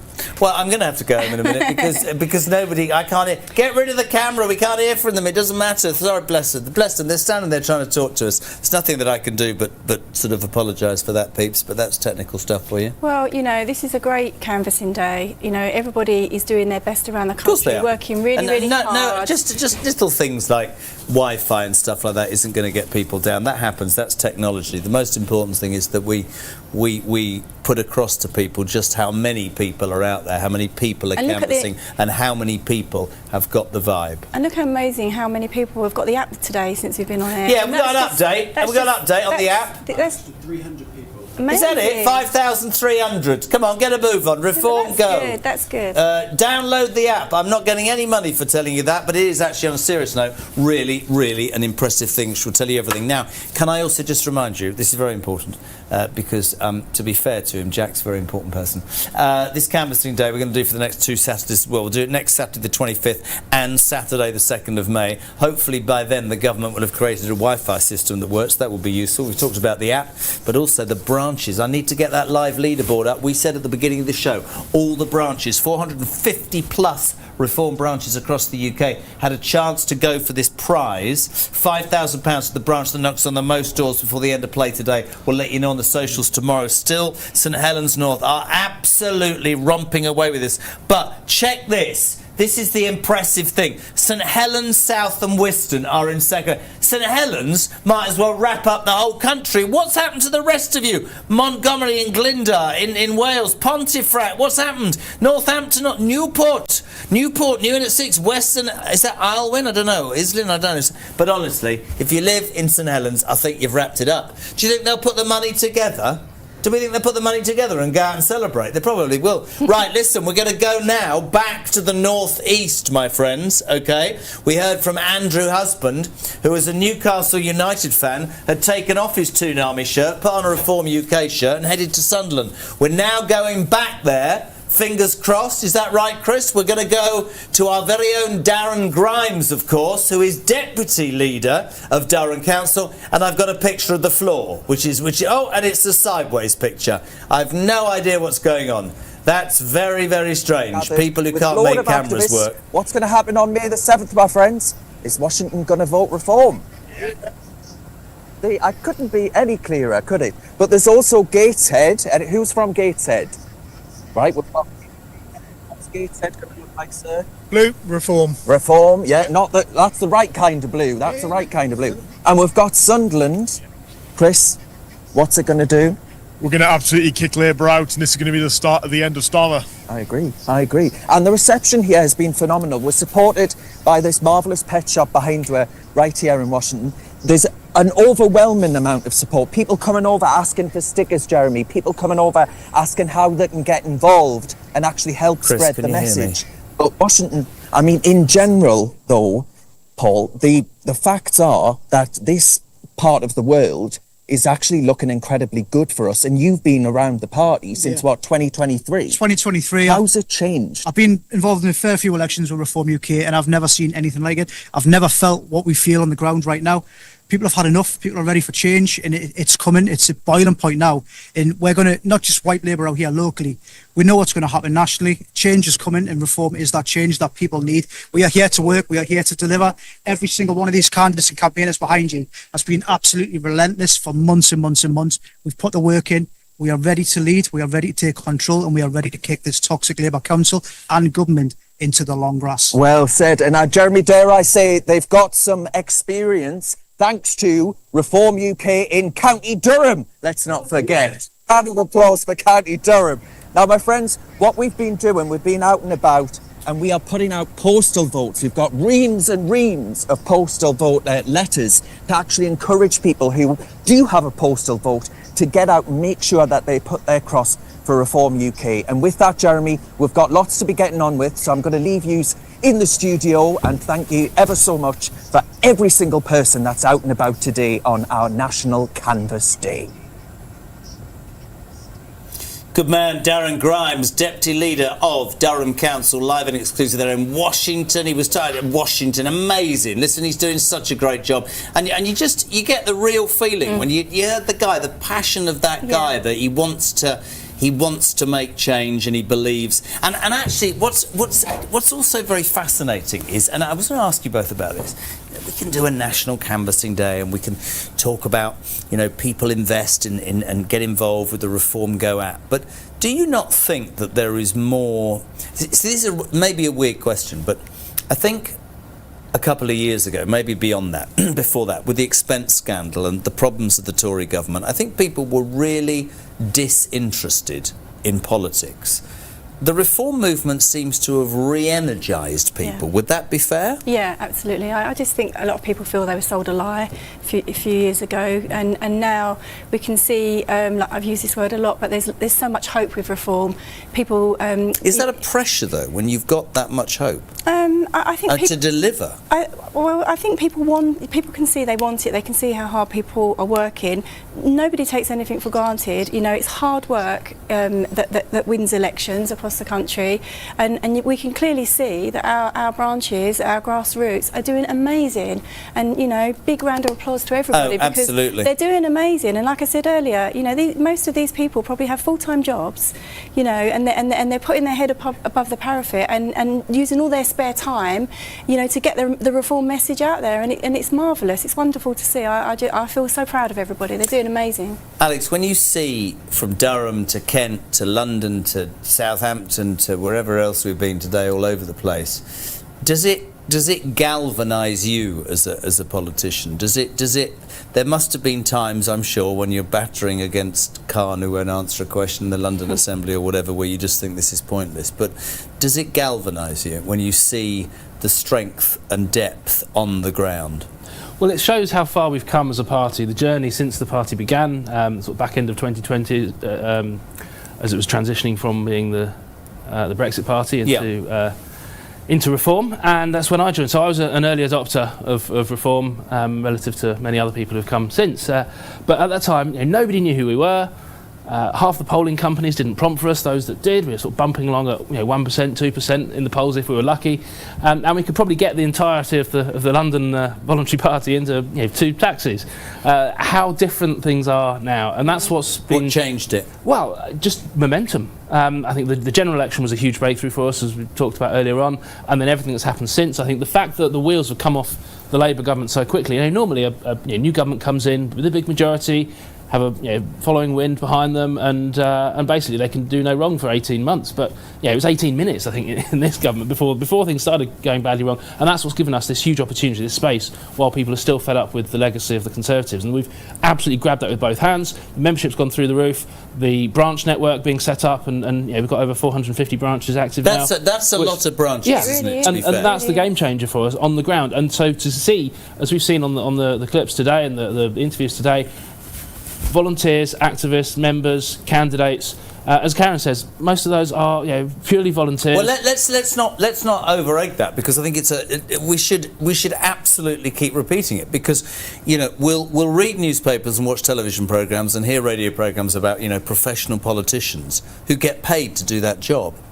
These are people who feel so strongly about what's going on in their lives, whatever it is in their lives that affects them, that they feel committed to join this project. That's what we're saying, right? And the party wouldn't exist, wouldn't function, and certainly wouldn't win elections without them. They are the most important people in the party. Nigel's very important, obviously, but the members are even more so, because they're the ones that are delivering the leaflets. Yeah, I mean, Nigel's amazing. The senior leadership team are amazing. We are.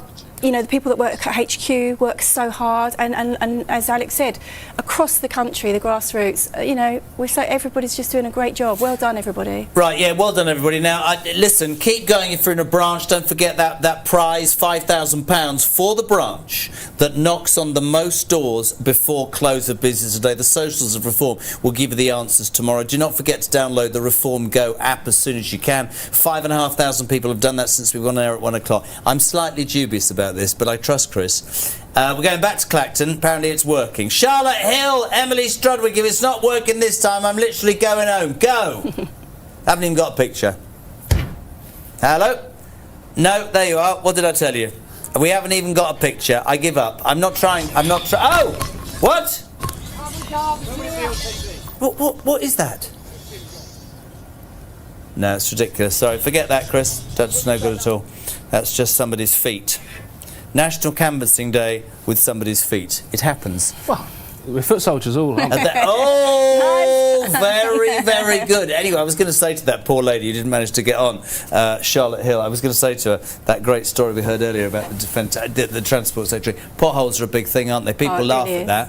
Do you know, we did some research once, I think years ago, on something I was doing, and the British people, I know at the moment with what's going on in the war and all the problems with bills, potholes are a massive bind for people, aren't they? Absolutely. They really are. Yeah, the condition of the roads, it's outrageous. And you pay a fortune to drive your car in tax, fuel duty, vehicle excise duty, and you expect, in return for that, the road should be in a fit condition to drive. Look, you have to have your car MOT'd every year in order to be allowed to drive it on the road. Right, so the roads need to be fixed. I'm going to have to stop you there. I'm slightly dubious about this, but there we go. This is not my fault. 3, 2, 1. Nigel Farage in Clacton. Good afternoon, sir. How are you? Oh. Good afternoon. Very well, thank you. I'm sorry, my friend. The technical... Obviously, if you do make it into government, could you make a Wi-Fi system that works? That would create no problems at all for everybody. National Canvassing Day for Reform. Extraordinary to see, Nigel, the numbers of foot soldiers, the length and breadth of this country, out and about doing the business. We've got this competition with the branches to knock on doors. The wonderful people in St Helens are leading the way. We've also been adding, I think, thousands onto the Reform Go app, and there really is a feeling that this, the first of 3 national canvassing days, is really showing reform for what it is, which is something that people are really buying into. Yeah, we're professionalising, we're getting better at it. I mean, the app is a massive leap forwards for the party. But, you know, Jeremy, the other thing, we're living in a world of instant communication, living in a world of 24/7 news, living in a world where we're bombarded with Facebook posts and X and whatever it may be. And it's really interesting that still the best way to persuade people to actually get up on the 7th of May and go and do something is to meet them face to face on their terms, on their doorstep. It's really funny. The higher tech the world gets, in a funny way, the old-fashioned stuff seems to work even more. And I'm very proud of the fact that so many thousands of our activists are out there today and out there every day. And we've got, 17, 18 days to go until the election. And what we've got to do is just run to the line. In terms of being, I mean, I think you're absolutely right. Canvassing and meeting people, touching the flesh is so important, because people will read newspapers, they'll watch the television, they'll maybe... I just think that engagement is about knocking on the door. You've always done that. I've asked this to people all day. You'll have people who go, yeah, Nigel, you're great. We'll have people who aren't. Is it not the people who are undecided that these sorts of days are about as well? A chance for people associated with reform to explain the policies, to explain what you would do differently, to put meat on the bone, to be fair. There are two things here. Number one, I get your point. Those on the fence, those undecided, meeting another human being that reassures them is important. But there's something that's actually even more important, and it's this. There is a big silent majority out there that agrees with almost everything that we stand for. But many of them have either got out of the habit of voting or were never in the habit of voting, so disenchanted have they become with the whole political system. So I've been saying, by the way, this is the end of 6 weeks for me. 6 weeks on the road, almost every single day. And what I say to our candidates and our activists when I meet them is, you will find people on the doorstep who agree with us. Your job is to say to them, right, if you agree, please go and do something about it. So the motivational side of this is also very, very important. It's interesting, apathy can work both ways, because there will be people who support your party who'll say, it's a done deal, I don't need to vote, and there will be others who go, my vote doesn't make a difference. Those are absolutely, where they're the silent majority as you described, and those are the most important people. When you've been out and about, and I know you've been touring for weeks and weeks, bless you, what's it been like on the doors? I mean, I've asked this to many people. You know, the critics in the past would say, oh, it's only about immigration. We've played some great videos today, you and Robert Jenner talking about fuel pricing, talking about holiday tax, all those sorts of things, to put that meat on the bone. Is it still immigration? Is it bills? Is it cost of living, Nigel? What are people on the doorstep saying to you, the man they hope and believe can change things for them? You know what they say? Please save us. Please save us is the commonest response. Yes, of course I get fuel prices. Yes, of course I get all these things. But please save us. And that's a feeling from people that the country is very rapidly going down the drain. Economic decline, societal decline, law and order such that people fear to go out at night. And this is even in small market towns all over England. Yeah, it's this general feeling that the ship of state needs to be turned around by 180 degrees. That overwhelmingly is what I'm getting. And up north what I'm getting, and in the valleys of South Wales what I'm getting, is a feeling that a Labour Party that's been for working people and that has dominated some of these areas since the end of World War I is no longer their party. And I think that's going to be the most significant thing that will come out by the morning of May 8th, is you will see patriotic old Labour coming to reform, I think in astonishing numbers. I genuinely do. And then you'll see the young progressive urban Labour going towards the Greens. And my guess is Starmer won't survive until Midsummer's Day. Just to finish, and obviously you and I can't be doing anything about the technical things today, but I know that the thousands that are watching this want to hear from the man that they pin their hopes upon.